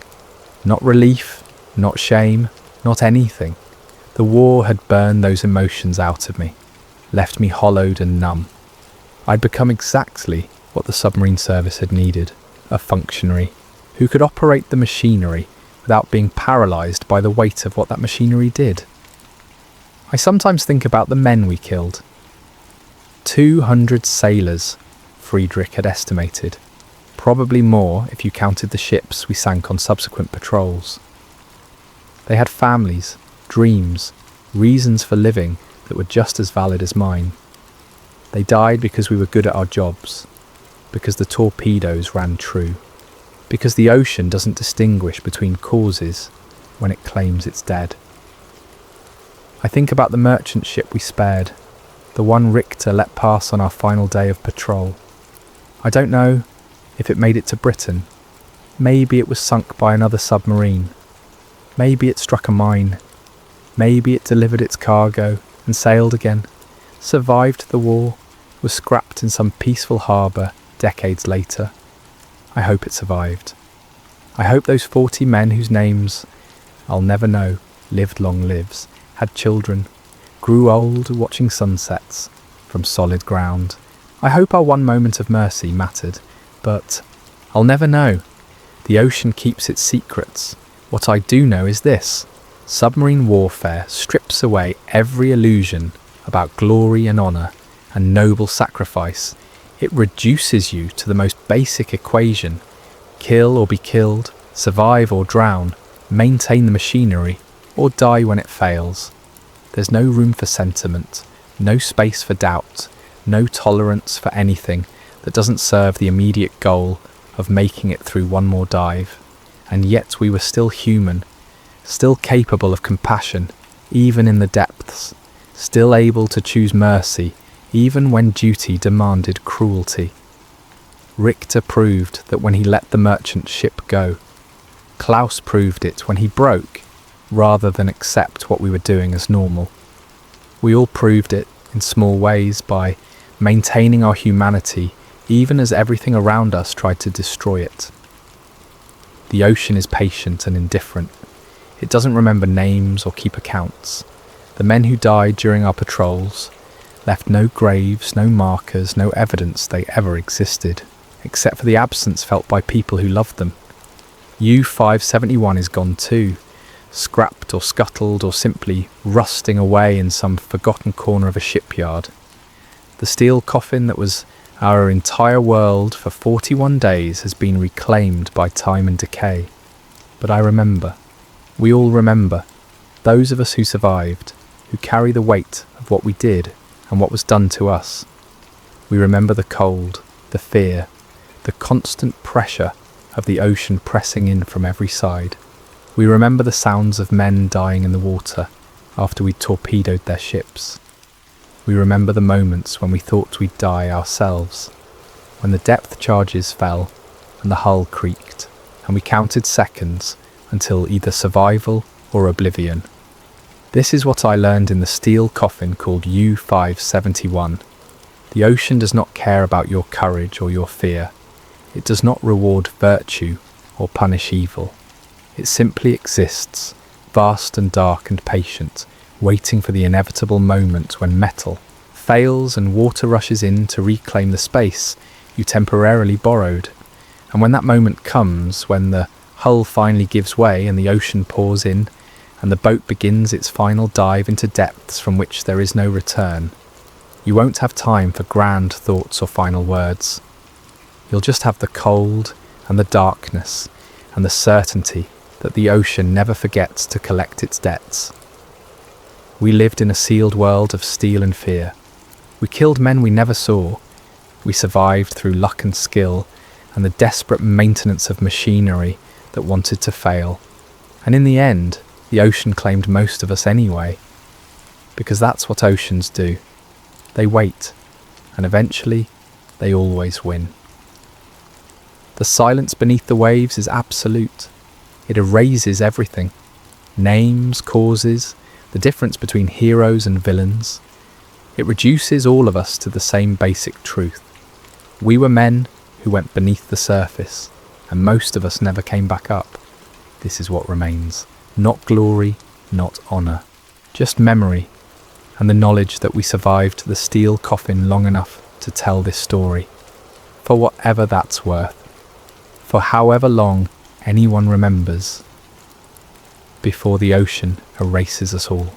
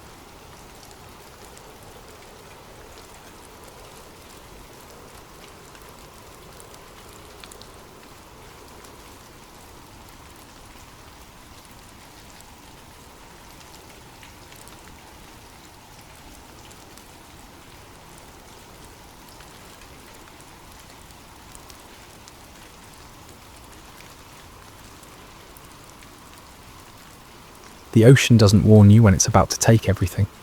It sits there, black and patient, waiting for steel to fail and hubris to crack. On the night of April 14th, 1912, the North Atlantic showed 1,500 souls, exactly how indifferent the universe can be. But before that night, Before the water and the screaming and the silence, there were 4 days when everyone aboard believed they were invincible. This is the story of what it felt like to be there, not as a name in a manifest or a statistic in a tragedy, but as a person who walked those decks, ate those meals, and watched the ocean scroll past, never imagining it would become a tomb. The promise of the voyage. Southampton Harbour, April 10th, 1912. The Titanic doesn't look like a ship. It looks like a city that decided to float. I stand on the dock with my single leather case, staring up at the black hull rising above me like a canyon wall. 4 massive funnels stretch into the grey English sky, painted in the White Star Line signature, black and buff yellow. Smoke drifts lazily from 3 of them. The 4th, I'll learn later, is just for show. Aesthetic balance. Even the ventilation is designed to project confidence. My name is Thomas Whitmore, and I'm 31 years old. I'm travelling to New York to take a position with an accounting firm in Manhattan. Second class passage, ticket number 243709, purchased through the White Star Line's London office for £12 sterling. Respectable but not extravagant. My cabin is E47, located on E deck, which the brochure assures me is well above the waterline, and features all modern conveniences, including electric heating and running water. The gangway is crowded with families, businessmen, immigrants clutching documents, and children. I recognise the organised chaos of bureaucracy in motion. White Star Line officials check tickets against manifest lists, marking off names with careful precision. A photographer from the Southampton paper is capturing images of the departure for tomorrow's edition. Someone is interviewing passengers about their reasons for travelling, taking notes in shorthand. Everyone is looking up, craning their necks to take in the full scope of what we're about to board. The ship is 882 feet long, 92 feet wide at her broadest point. 46,000 tons of displacement. The largest moving object ever created by human hands. A little girl near me asks her mother if the ship touches the clouds. The mother laughs but doesn't immediately say no. Unsinkable, a man next to me says, reading from a newspaper. That's what they're calling her. Double hull, watertight compartments. They say even if you flooded 4 compartments, she'd stay afloat. 16 compartments total, divided by 15 transverse bulkheads, extending up to E-deck. Progress, another passenger adds, folding his own newspaper to reveal a technical diagram of the ship's interior. Look at this. Electric elevators, heated swimming pool, squash court, a gymnasium with mechanical horses and bicycles. And that's just in first class. What do we get in second? Someone asks. Library, smoking room, promenade deck. Better than first class on most other ships, they say. I believe them. Why wouldn't I? The boarding process is orderly, efficient. White Star Line stewards in crisp uniforms guide us through wide corridors, panelled in oak and pine. The second-class entrance is less grand than the first-class gangway visible forward, but still impressive. Everything smells new. Fresh paint, varnish, the faint chemical scent of fire retardant applied to fabrics. Electric lights cast a warm glow that feels nothing like being aboard a ship. It feels like checking into a respectable hotel that happens to be tilted very slightly toward the bow. My cabin is small but comfortable. A bunk, a washstand, a mirror.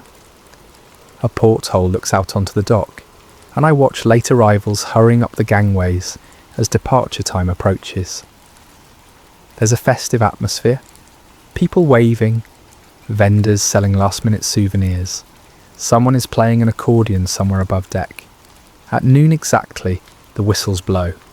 3 deep blasts that you feel in your chest more than here. The Titanic is leaving Southampton. We glide away from the dock so smoothly I barely notice we're moving. It's only when I look out the porthole and see the buildings sliding past that I realise we've departed. No lurching, no grinding of machinery, just smooth, inevitable forward motion. The English Channel is calm, almost glassy. We make a brief stop in Cherbourg, France, where more passengers board via tender. Then Queenstown, Ireland, for the final embarkation. I stand on deck and watch the Irish coast recede into mist, the last land we'll see for days. Then we turn west, toward open ocean, toward America, toward a future that feels as solid and certain as the deck beneath my feet. Life aboard the unsinkable ship routine establishes itself with surprising speed. Breakfast is served at 8 in the second-class dining saloon, a beautiful room with mahogany panels and long tables covered in white linen. The food is excellent, better than most restaurants I have eaten at in London. Porridge with cream, eggs, bacon, fresh bread with butter and marmalade.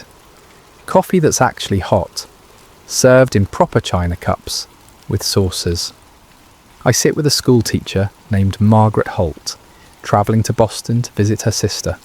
She's probably 40, with greying hair pulled back in a practical bun, and an easy smile that speaks of years spent managing a classroom full of children. Next to her is Benjamin Cross, a mining engineer heading to Colorado, his hands permanently stained with mineral dust. He can never quite scrub away. Across the table, the Fletcher family, Father James, Mother Elizabeth, and 3 children ranging from maybe 6 to 14. The father works in textiles and has secured a contract with a mill in Philadelphia that promises to triple his current salary. We make small talk, weather observations, comments about the food, which everyone agrees exceeds expectations. Speculation about arrival times and what New York will be like. The children ask questions about America, about whether the buildings really do touch the sky, about cowboys and Indians. Their mother answers patiently, though she's never been either. It's a fresh start, James Fletcher says at one point, looking at his family with obvious pride. Everything we've worked for. His wife reaches across the table and squeezes his hand. Their oldest daughter rolls her eyes the way teenagers do when parents display affection, but she's smiling. These are normal things, ordinary moments, the kind of quiet contentment that makes up most of a life. Later, I'll remember this breakfast in painful detail. The way the morning light came through the portholes, the sound of children's laughter mixing with adult conversation, the feeling that everything was exactly as it should be. I don't know yet that within a week, 3 of the 5 Fletchers will be dead. After breakfast, I walk the promenade deck. The second-class outdoor space is at the stern, and while it's not as grand as the first-class areas forward, it's still impressive. Wooden deck chairs are lined up in neat rows, each with a small card indicating whether it's been claimed for the voyage. Passengers bundle in coats against the April chill and watch the wake spread behind us. White foam against blue-black water that seems to stretch forever in every direction. The engines are always there. A low vibration you feel more than hear.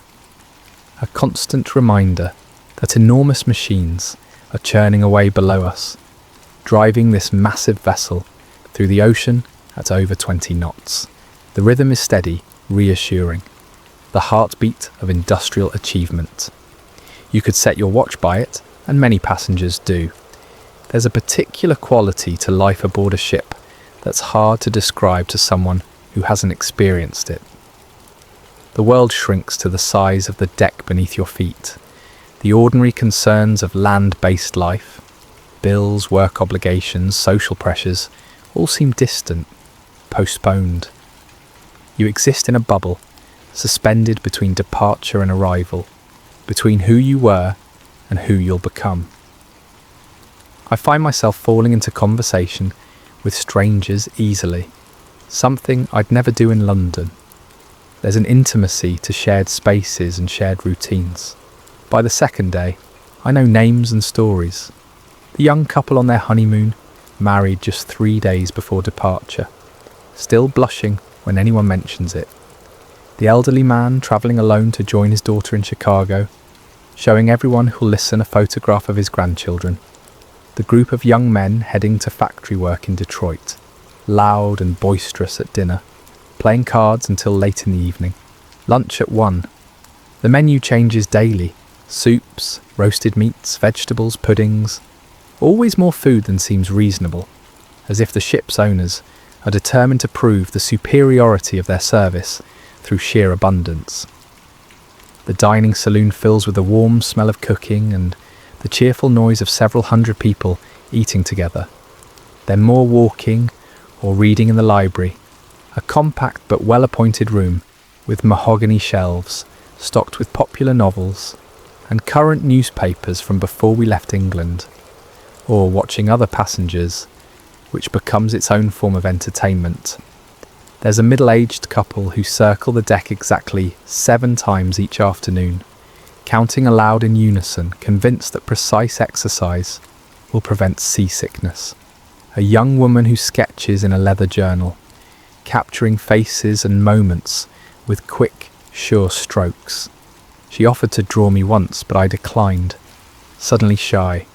A boy of maybe 10 who runs everywhere, despite his mother's continuous scolding, treating the ship as his personal playground.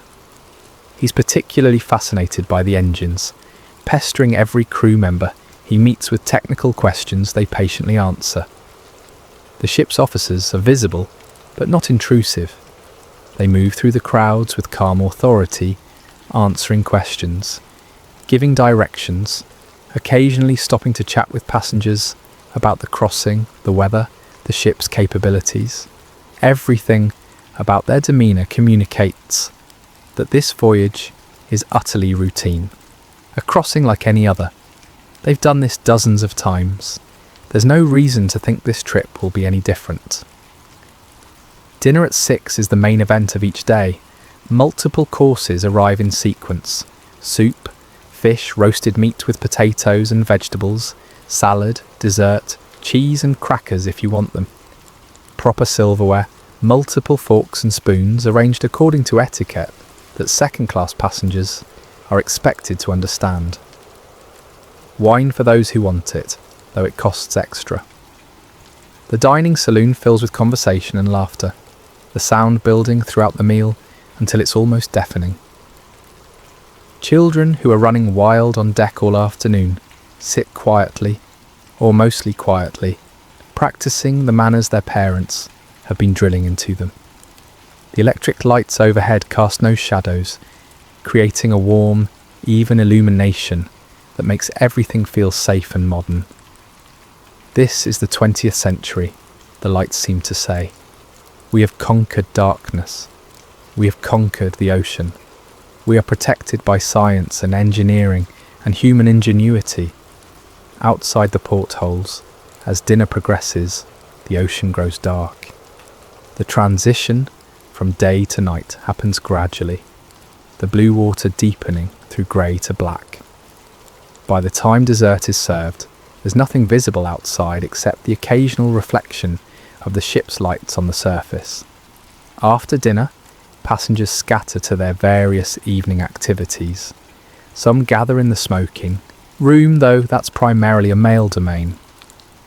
Others head to the lounge where someone always seems to be playing piano, popular songs and hymns mixed together. The music drifts through the corridors, giving the ship a soundtrack. I hear it sometimes lying in my bunk, notes filtering through the walls, accompanied by the constant rhythm of the engines.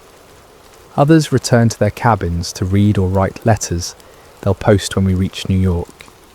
I see people labouring over paper at small desks, trying to capture their experiences, describing the ship and the ocean and their fellow passengers to loved ones waiting on shore. "You wouldn't believe how large she is," one woman writes at a table near mine. "Like a floating palace. I feel so lucky to be aboard." I usually walk the deck one more time before bed, breathing cold air that grows colder each night, watching stars emerge in impossible numbers, standing at the railing, looking out at darkness that extends to the curve of the earth. You feel simultaneously insignificant and protected. The Titanic is a bubble of light and warmth moving through infinite cold and infinite emptiness. But the bubble feels impenetrable, permanent, as if the ship could sail forever, never reaching shore, just carrying its cargo of souls through eternal night. Other passengers seem to feel the same way.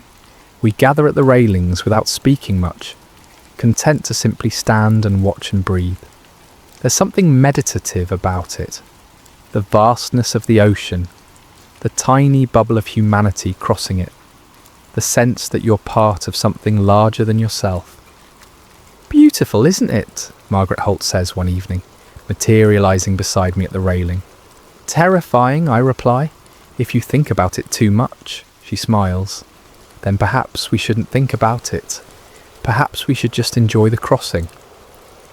On the third day, Friday the 12th, the temperature drops noticeably. The change is dramatic enough that everyone comments on it. Passengers who are comfortable in light coats now bundle in heavier layers, scarves wrapped around their necks, gloves on their hands. Breath becomes visible even in the middle of the day, small clouds of vapour dissipating in the wind. The stewards mention ice warnings casually, the way you might mention clouds forming on the horizon.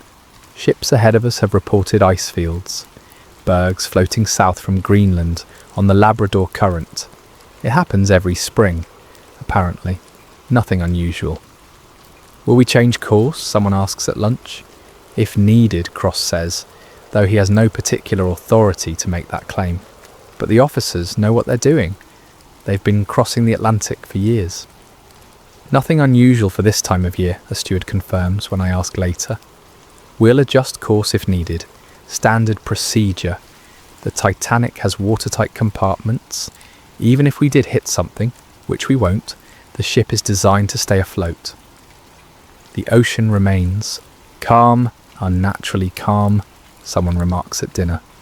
Like glass, like oil, like a mirror reflecting the sky.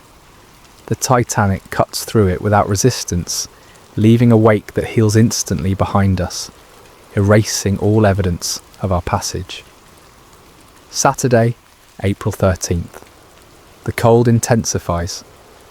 Several passengers claim to see ice in the distance, white shapes against the horizon that might be icebergs or might be tricks of light on water.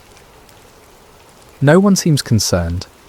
We're on the fastest, most modern ship in the world, staffed by experienced crew who've made this crossing dozens of times.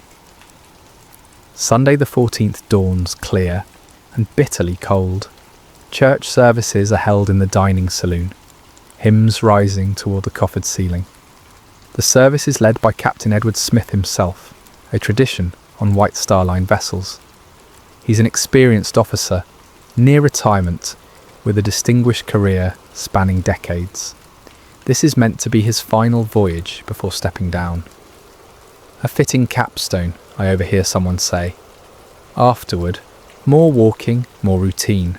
The Fletcher children play tag on the deck until their mother calls them inside. I pass through one of the passages near the first-class areas and catch a glimpse of that world. A woman in an afternoon dress that probably cost more than my yearly salary. Men discussing business ventures over cigars. The faint sound of a string quartet warming up for afternoon tea service. I have lunch with Benjamin Cross and Margaret Holt. We discuss New York, what we've heard about it, what we hope to find there. Cross orders wine and tells stories about mining camps in Wales, close calls with cave-ins and gas pockets. Holt talks about her students, the bright ones who'll probably leave their small towns, the others who'll stay and raise the next generation. "Did you know they're saying this ship cost £1.5 million to build?" Cross mentions. "And the maiden voyage is fully booked. White Star Line is making their money back already." "I heard Mr. Ismay himself is aboard," Holt adds, referring to J. Bruce Ismay, managing director of the White Star Line, in one of the luxury suites, and that American millionaire Mr. Astor with his new young wife. The Astors, the Guggenheims, the Strausses, cross lists. Half of American high society is in first class. This voyage is as much about prestige as transportation. And yet, here we all are, I say. Same ship, same ocean, same destination. Cross raises his wineglass. To equality, at least in that regard. Do you think it's really unsinkable? The Fletcher boy asks me that afternoon. We're both leaning on the railing, watching the ocean. I think they've thought of everything, I tell him. The engineering is supposed to be remarkable. He nods, satisfied, and runs off to find his siblings. The day passes. The sun sets around 7, painting the western sky orange and purple, before fading to deep blue and finally black. Dinner is lamb, and potatoes, vegetables in butter, pudding for dessert. The dining saloon is warm and bright, and filled with the sound of silverware and conversation. After dinner, I return to my cabin to change into warmer clothes. Through the porthole, I can see stars, more stars than I've ever seen in my life. The ocean reflects them, creating the illusion that we're suspended between two identical skies. I check my pocket watch, 11:15. I should sleep, I think. Tomorrow will be even closer to New York. Another day of routine and safety and progress. I don't know yet that I have less than 30 minutes before everything changes. I don't know that within 2 hours I'll be fighting for air in water cold enough to stop a heart. I don't know that this calm, ordinary evening is the last normal moment I'll ever experience. The impact you almost miss 11:40. I'm at my washstand preparing for bed when the ship shudders. It's not violent, it's not dramatic, it's barely noticeable, like dragging something heavy across a wooden floor one room over. A soft grinding sensation that travels through the hull and up through my feet. A vibration that lasts maybe 3 seconds, then silence. I pause, hands wet from washing, and listen. The engine vibration continues unchanged. Voices in the corridor outside sound normal. After a moment, I dry my hands and finish getting ready for bed. The ship makes sounds all the time, settling, flexing, expanding, and contracting with temperature changes. This was probably nothing, but then the engine's slow. It's subtle at first, a gradual decrease in the constant background hum that's been present since Southampton. Within a minute, it's gone entirely. The Titanic is coasting forward on momentum, silent except for the creak of wood and the murmur of confused passengers in the halls. I pull on my coat and step into the corridor. Several cabin doors are open, heads poking out. Everyone is listening, trying to determine what's wrong. Engine trouble, someone suggests. Maybe we hit something. Impossible. There's nothing to hit out here. A steward appears at the end of the corridor, walking quickly but not running. His expression is neutral, professional. "Nothing to worry about, ladies and gentlemen," he announces. "Minor technical issue. We'll be underway again shortly. Please remain in your cabins." He disappears around a corner before anyone can ask questions. I return to my cabin but don't undress. Something feels wrong in a way I can't articulate. The silence is too complete, the stillness too absolute. After 4 days of constant motion, the stopped engines create a void that my mind keeps trying to fill with disaster. I wait 5 minutes, 10. The ship remains motionless. Finally, I grab my life jacket from where it's stored above my bunk and step back into the corridor. This time, more passengers are emerging, pulling on coats and shoes. The steward's reassurance hasn't worked. "I'm going topside," Benjamin Cross says, materialising next to me. "Want to come?" We climb the stairs together, joining a growing stream of curious passengers. The air gets progressively colder as we ascend. By the time we reach the boat deck, our breath is freezing instantly into clouds of vapour. The night is impossibly clear. Stars fill the sky from horizon to horizon, more brilliant than any city dweller could imagine. The ocean is black glass reflecting starlight. No moon, no waves, just flat, infinite darkness and cold, bitter, bone-deep cold that finds every gap in your clothing and settles there. Several lifeboats have been uncovered, their canvas covers removed and stowed. Crew members are working at the davits, but slowly, without urgency. Other passengers cluster in small groups, speaking in low voices. "See," Cross says. "Precautionary? They're probably just checking the boats."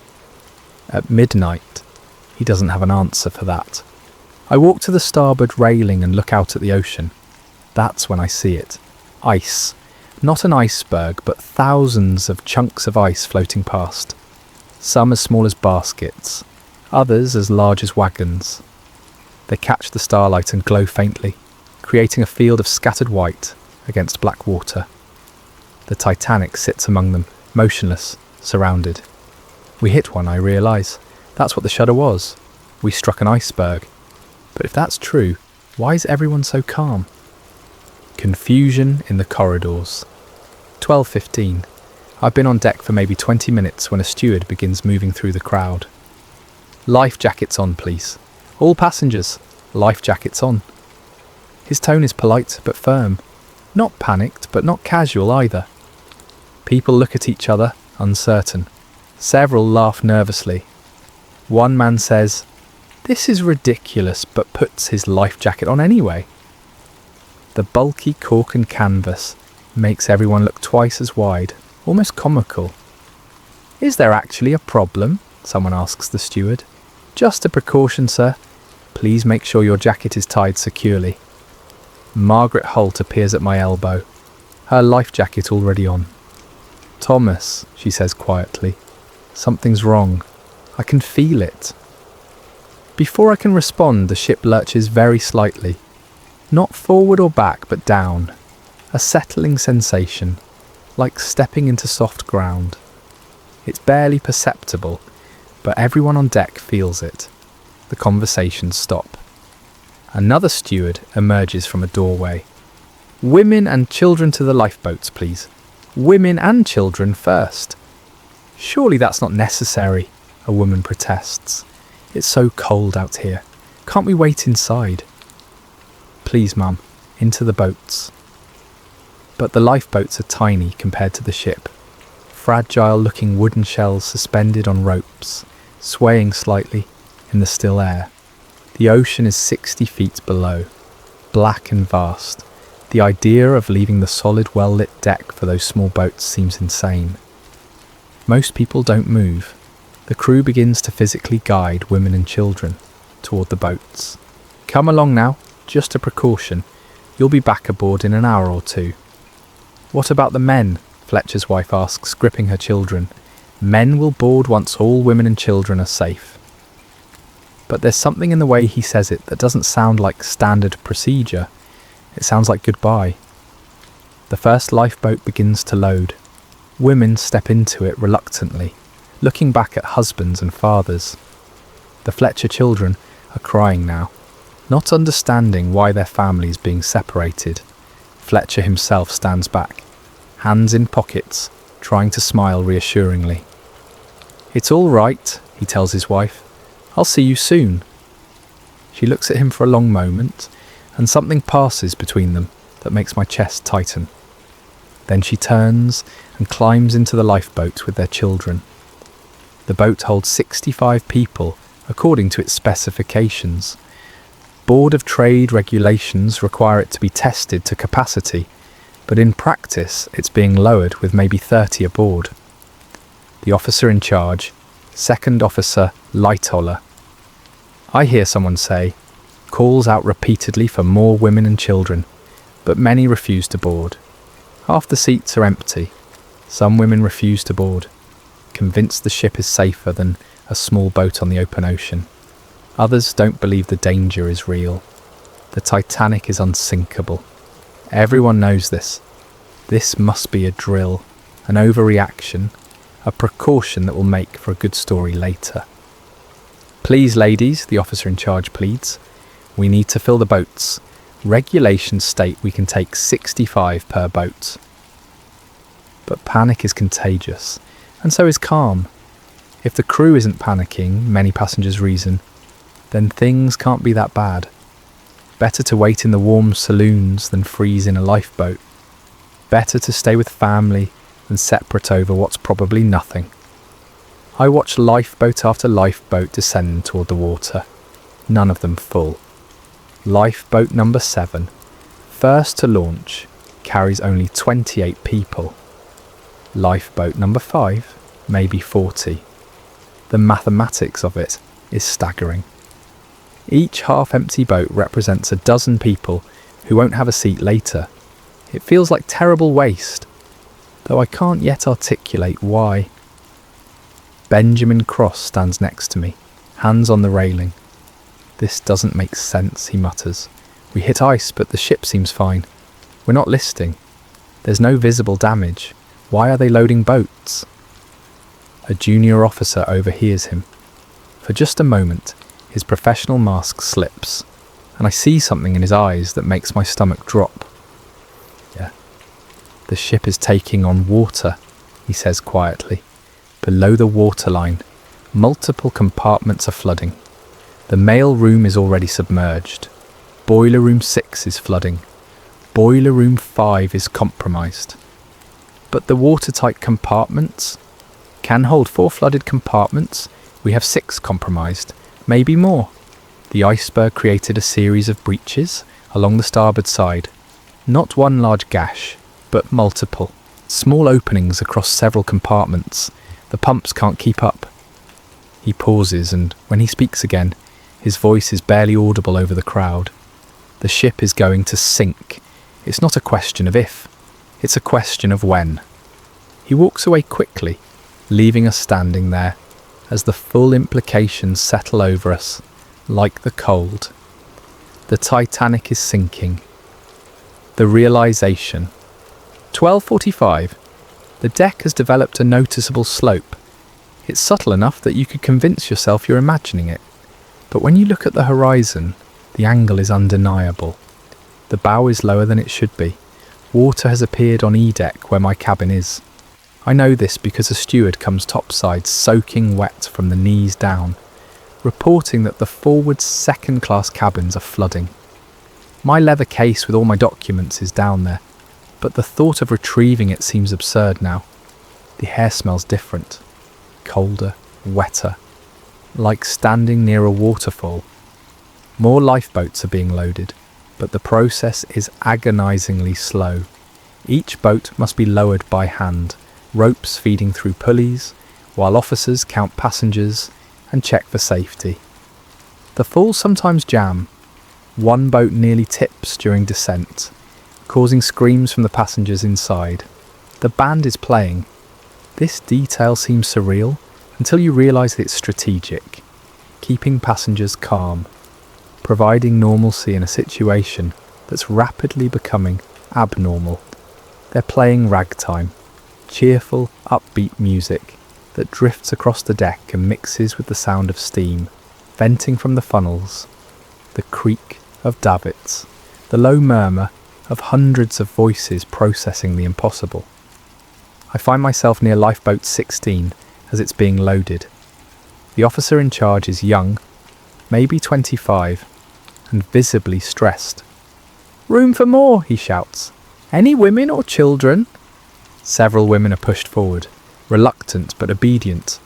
A little girl no more than 5 clings to her father's leg, crying.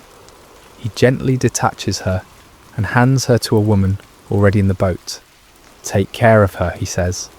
His voice breaks on the last word. The woman nods, pulling the child close. The father steps back and the boat begins its descent. He stands at the railing and watches until it touches the water, until the crew inside cut it loose and begin rowing away from the ship. He watches until it's lost in the darkness. Then he turns and walks toward the stern, hands in pockets, shoulders hunched. I understand then, fully and completely, that we're not all getting off this ship. There aren't enough boats. The math is simple and brutal. The Titanic carries over 2,000 people. The lifeboats can hold maybe 1,200. And that's if they're filled to capacity, which they're not. Hundreds of people are going to die tonight. And the only question is who. The temperature continues to drop. The stars continue to shine. The ocean continues to wait. Time slows down, 1:15, the forwardie. Well, deck is underwater now. You can see it from the boat deck, the ocean creeping up over railings and benches, swallowing fixtures and fittings. It's not rushing, it's patient, methodical, rising an inch per minute, maybe less, but it's constant, inevitable. The stern is rising correspondingly, not dramatically yet, but enough that walking aft requires leaning slightly forward. Objects that weren't secured are starting to slide. A deck chair tips over with a bang that makes everyone jump. I've lost track of cross and halt. The deck is too crowded, too chaotic. Passengers from all classes are mixed together now. The social divisions that governed the voyage erased by crisis. First class in evening gowns stand next to third class in work clothes. No one cares. The crew has abandoned any pretense of calm. Officers shout orders. Stewards physically push women toward the remaining boats. Arguments break out when men try to board. Women and children only is no longer a suggestion, but a command backed by force. One man produces a pistol, waves it threateningly at an officer. "I'm getting in that boat." The officer, incredibly, pulls his own pistol. "Step back, sir." They stand there for several seconds, guns pointed at each other, while the ship continues to sink beneath their feet. Finally, the passenger lowers his weapon and disappears into the crowd. Lifeboat 14 drops with an officer and several crew members aboard. "We'll row back for more once we're clear," the officer shouts up, but I suspect he won't. Why would you return to a sinking ship? The band continues playing. They've moved from ragtime to hymns now. "Nearer, my God, to thee." The musicians are led by Wallace Hartley, the bandmaster. They're standing on the sloping deck, still in their uniforms, instruments in hand, playing as if this were any other evening concert, providing normalcy in a situation that's rapidly becoming abnormal. They know they're going to die. The bandsmen are not among those being loaded into boats. They're providing a service, maintaining calm, giving passengers something to focus on besides the rising water and the terrible mathematics of insufficient lifeboats. The music is beautiful and terrible, providing soundtrack to disaster. Violin, cello, piano somehow still working despite the angle. The notes drift across the deck and mix with the sound of steam venting from the funnels, the creak of davits, the low murmur of hundreds of voices processing the impossible. I see one of the musicians, a young violinist, glance toward the lifeboats, then back to his sheet music. His fingers never stop moving. The decision has been made. They will play until they can't. I find myself at the starboard railing again, looking down at the water. It's much closer than it was an hour ago, maybe 40 feet below instead of 60. Small pieces of ice still float past, glowing faintly. A few people have jumped. You can see them in the water, tiny heads bobbing, swimming away from the ship. They won't last long in that cold, minutes maybe, but perhaps they prefer taking action to waiting. I'm not ready to jump, not yet. There are still boats being loaded, still chances. A woman next to me is crying silently, tears freezing on her cheeks. "My husband is in third class," she says to no one in particular. They won't let him up. The gates are locked. He was going to join me after settling our belongings. Now the stewards say the passages are closed. "Crew orders," they told him. "Wait for instructions." I don't know what to say to that. The gates between classes have been locked since we left Southampton. Standard procedure, they said. Keeps the ship organised, prevents crowding in first and second class areas. But now, those locked gates mean hundreds of third class passengers can't reach the boat deck, can't reach safety. Later, I'll learn the truth. That third-class passengers were trapped below decks for over an hour after the collision, that some gates remained locked even as the ship sank, that stewards, following regulations to maintain class separation, delayed third-class evacuation until it was too late for many, that the ship's designers never anticipated a scenario where rapid evacuation across all classes would be necessary. The very structure meant to ensure order became an instrument of death. Some will eventually find their way up through crew passages, through service corridors not meant for passenger use. They'll arrive on the boat deck to find the last boats already gone or launching. Most won't make it at all. The class system, maintained so carefully during the voyage, becomes a death sentence. The point of no return. 1:45. The angle is severe now. Standing requires holding on to something. Walking uphill toward the stern means leaning forward at 20 degrees, 30 degrees. The deck is becoming a slope. Furniture that was bolted down is ripping free. Deck chairs slide toward the bow and crash into railings. A ventilator breaks loose and tumbles past, narrowly missing a group of passengers. The water is over the bow completely now. The forward well deck has disappeared. The forecastle is submerged. The ocean is eating the ship, section by section, pulling it down into darkness. The last lifeboats are being loaded. Officers throwing all protocol aside and simply stuffing people in as fast as possible. Collapsible boats stored on the roof of the officers' quarters are being wrestled free, but there's no time for proper launching procedures. They're shoved toward the edge of the deck, held in place by desperate crew members. I see Margaret halt one more time. She's near collapsible boat C, being physically lifted into it by a steward. She sees me across the crowd, and our eyes meet. "Thomas," she mouths. I nod. There's nothing to say. She's going to live. I'm probably not.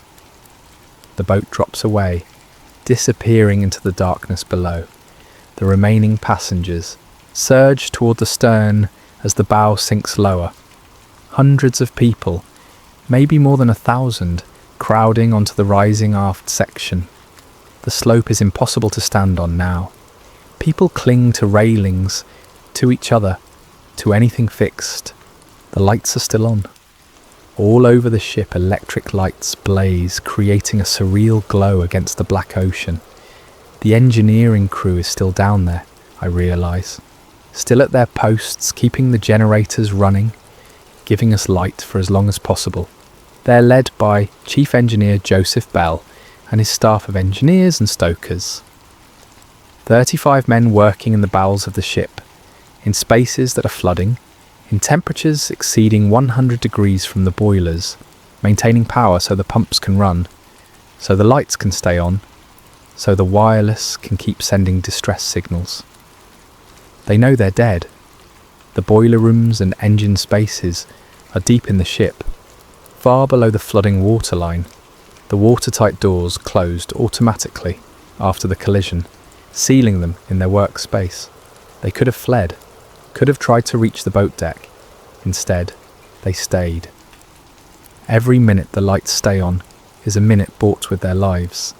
Every distress signal sent is powered by their sacrifice. The wireless operator, Jack Phillips, is still at his post sending SOS signals, powered by generators kept running by men who will never leave the engine room. This is what heroism looks like, I think. Not dramatic gestures, but professionals doing their jobs past the point where duty requires it, past the point where survival is possible.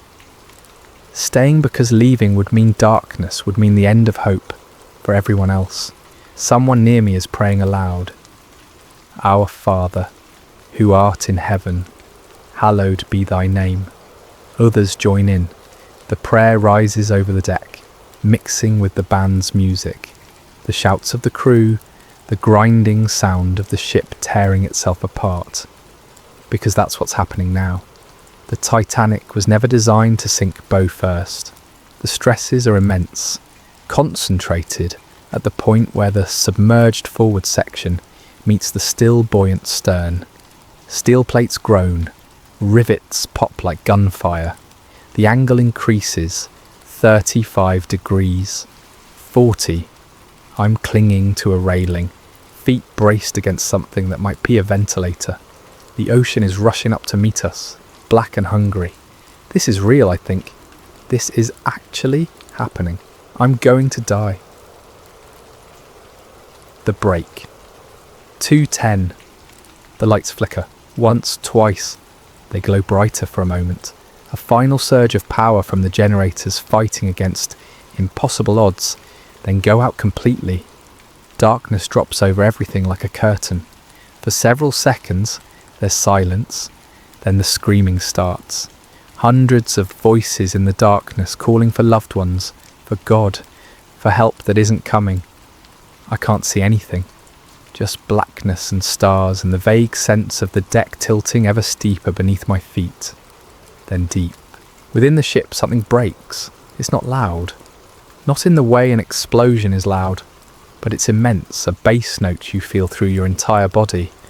The groan of millions of pounds of steel reaching their breaking point. The Titanic was never designed to sink bow first at a 60-degree angle. The stresses are concentrated at a single point, between the third and fourth funnels, where the submerged forward section's weight pulls against the still buoyant stern. The ship shudders, and for a moment I think she's settling back, levelling out. Hope flares bright and foolish, then she splits. Between the third and fourth funnels, the Titanic breaks in half. The keel separates first, then the decks peel apart level by level. Steel plates designed to withstand the pressure of the ocean pull apart like paper. Rivets the size of a man's fist shear off and spray into the darkness. The sound is like the world ending. Metal tearing, bolts shearing, water rushing into spaces that were never meant to flood. Interior compartments collapsing. The second-class library, where I sat reading just yesterday, crumpling as the deck above crashes down. The dining saloon where we shared meals, compressing as the ship folds in on itself. The stern section rises higher as the forward section's weight is released, then falls back with a crash that sends shockwaves through the water, that makes the entire remaining structure ring like a bell. People are thrown from the deck. Others cling on, screaming. The angle is insane now, maybe 60 degrees. I'm not standing on the deck anymore. I'm clinging to it while it tries to shake me off into the ocean.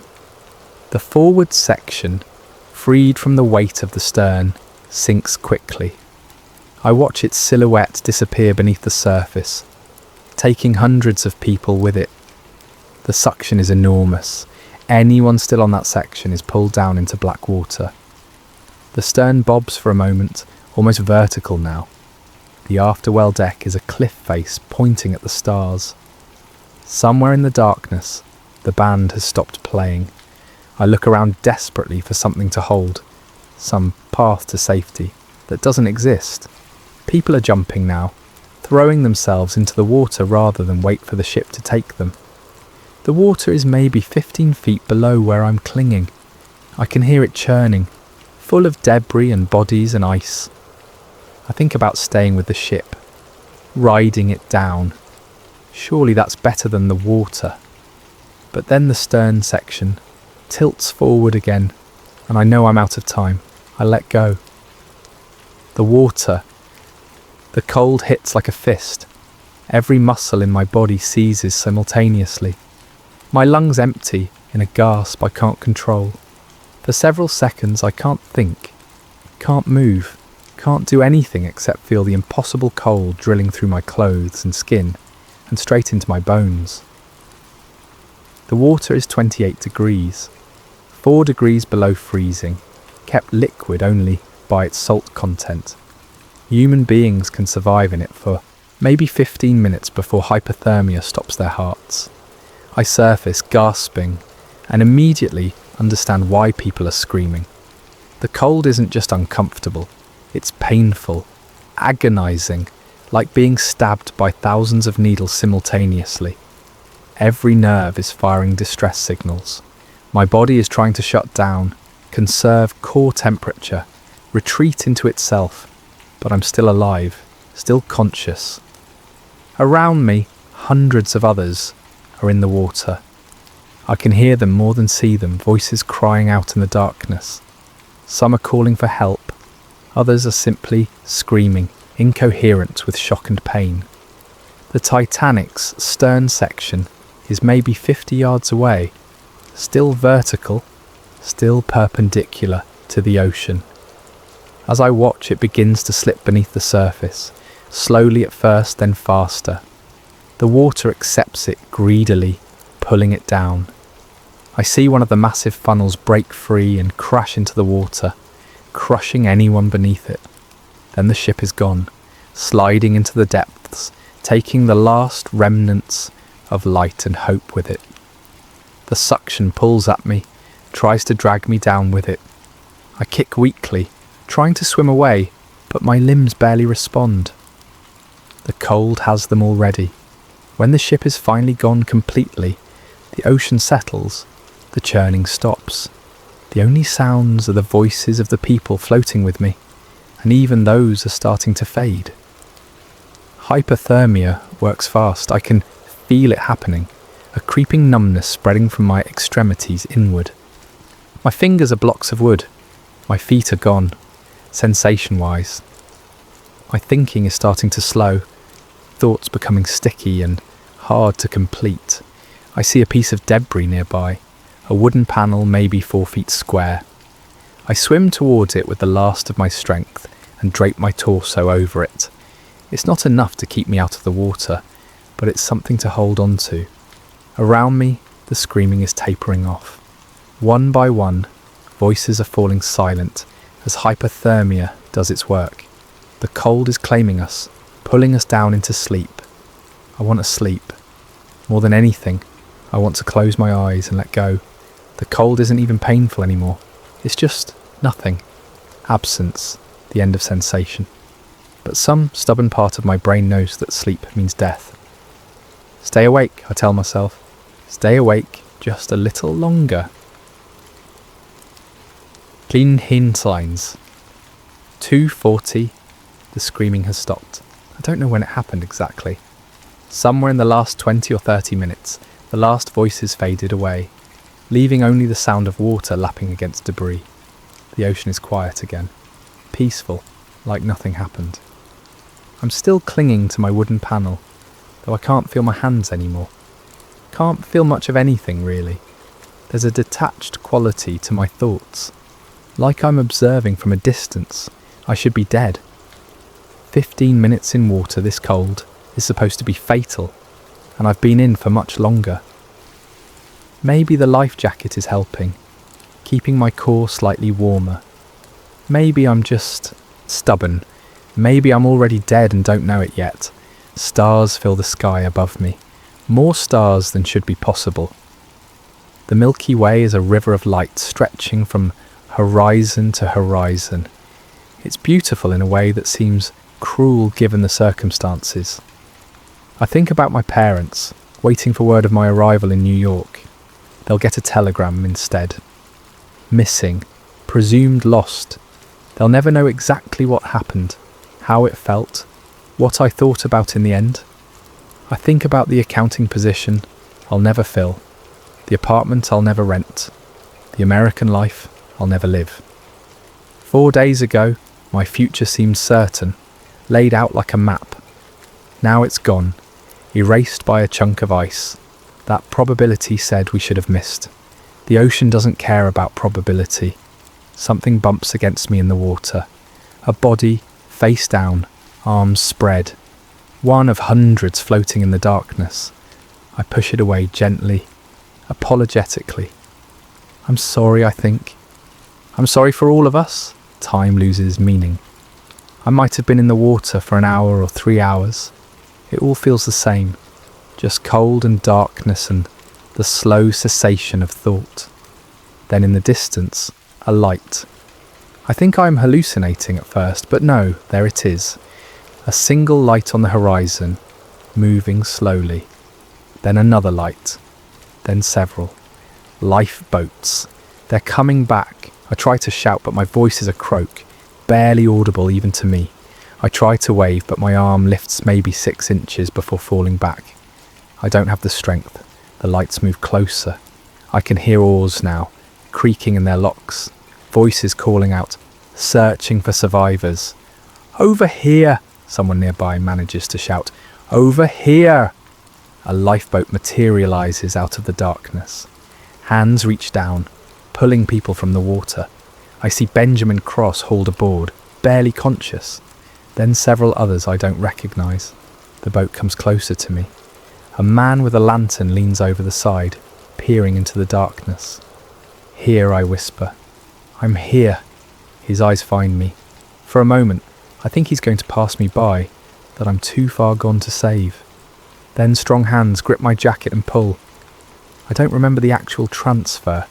One moment I'm in the water, the next I'm lying in the bottom of a lifeboat, covered with someone's coat, shaking violently as my body tries to generate heat it doesn't have. "We've got you," a woman's voice says. "You're safe now." But I'm not safe. None of us are. We're floating in a lifeboat in the middle of the Atlantic, surrounded by bodies and debris, waiting for rescue that may never come. Still, it's better than the water. I close my eyes and let the shaking continue. The long dawn, 4:30. The sky begins to lighten in the east.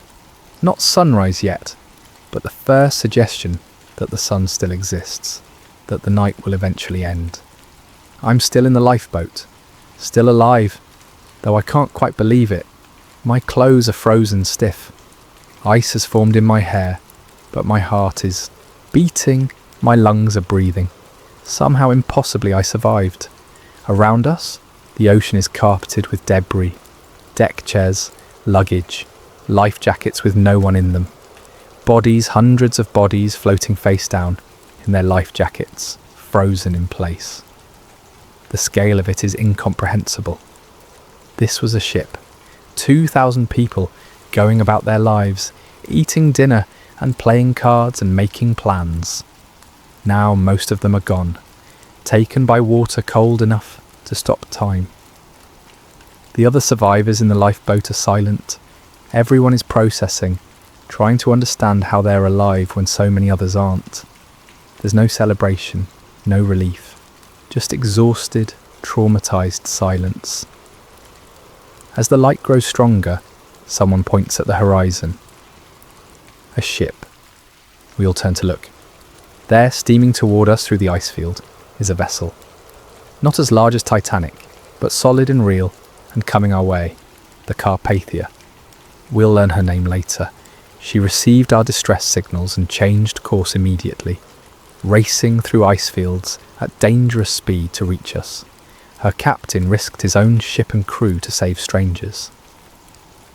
She arrives just after 5:30, as the sun breaks over the horizon. One by one, the lifeboats are found and brought alongside. Survivors are hauled up rope ladders or lifted in slings.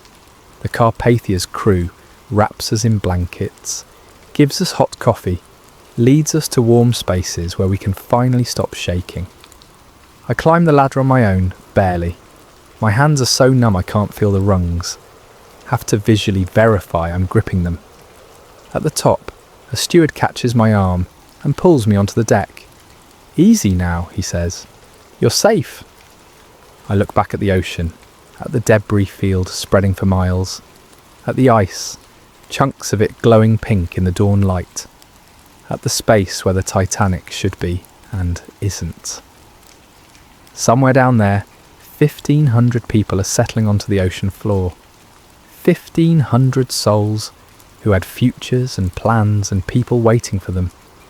The ocean took them all and will keep them forever. The Carpathia begins moving, steaming away from the wreck site. We gather at the railings, watching the debris recede into the distance.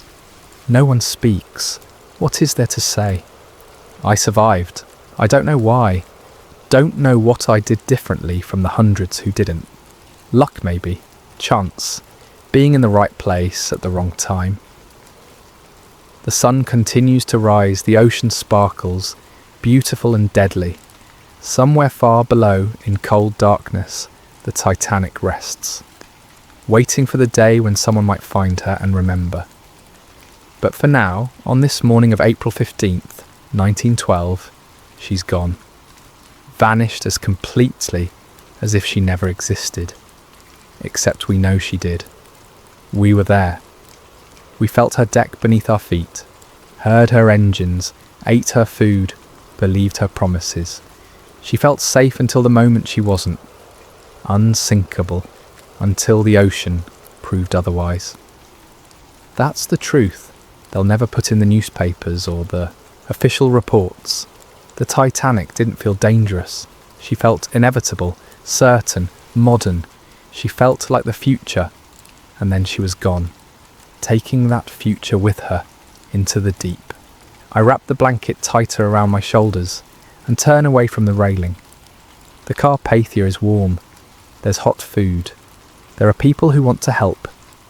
But part of me is still in the water, still floating in the darkness, still listening to the screaming fade into silence. That part will never leave the ocean. That part drowned on April 15th, along with 1,500 others. And in the years to come, whenever I close my eyes, I'll see it again. The stars, the ice, the black water waiting patiently for steel to fail. The ocean never warns you, it just waits.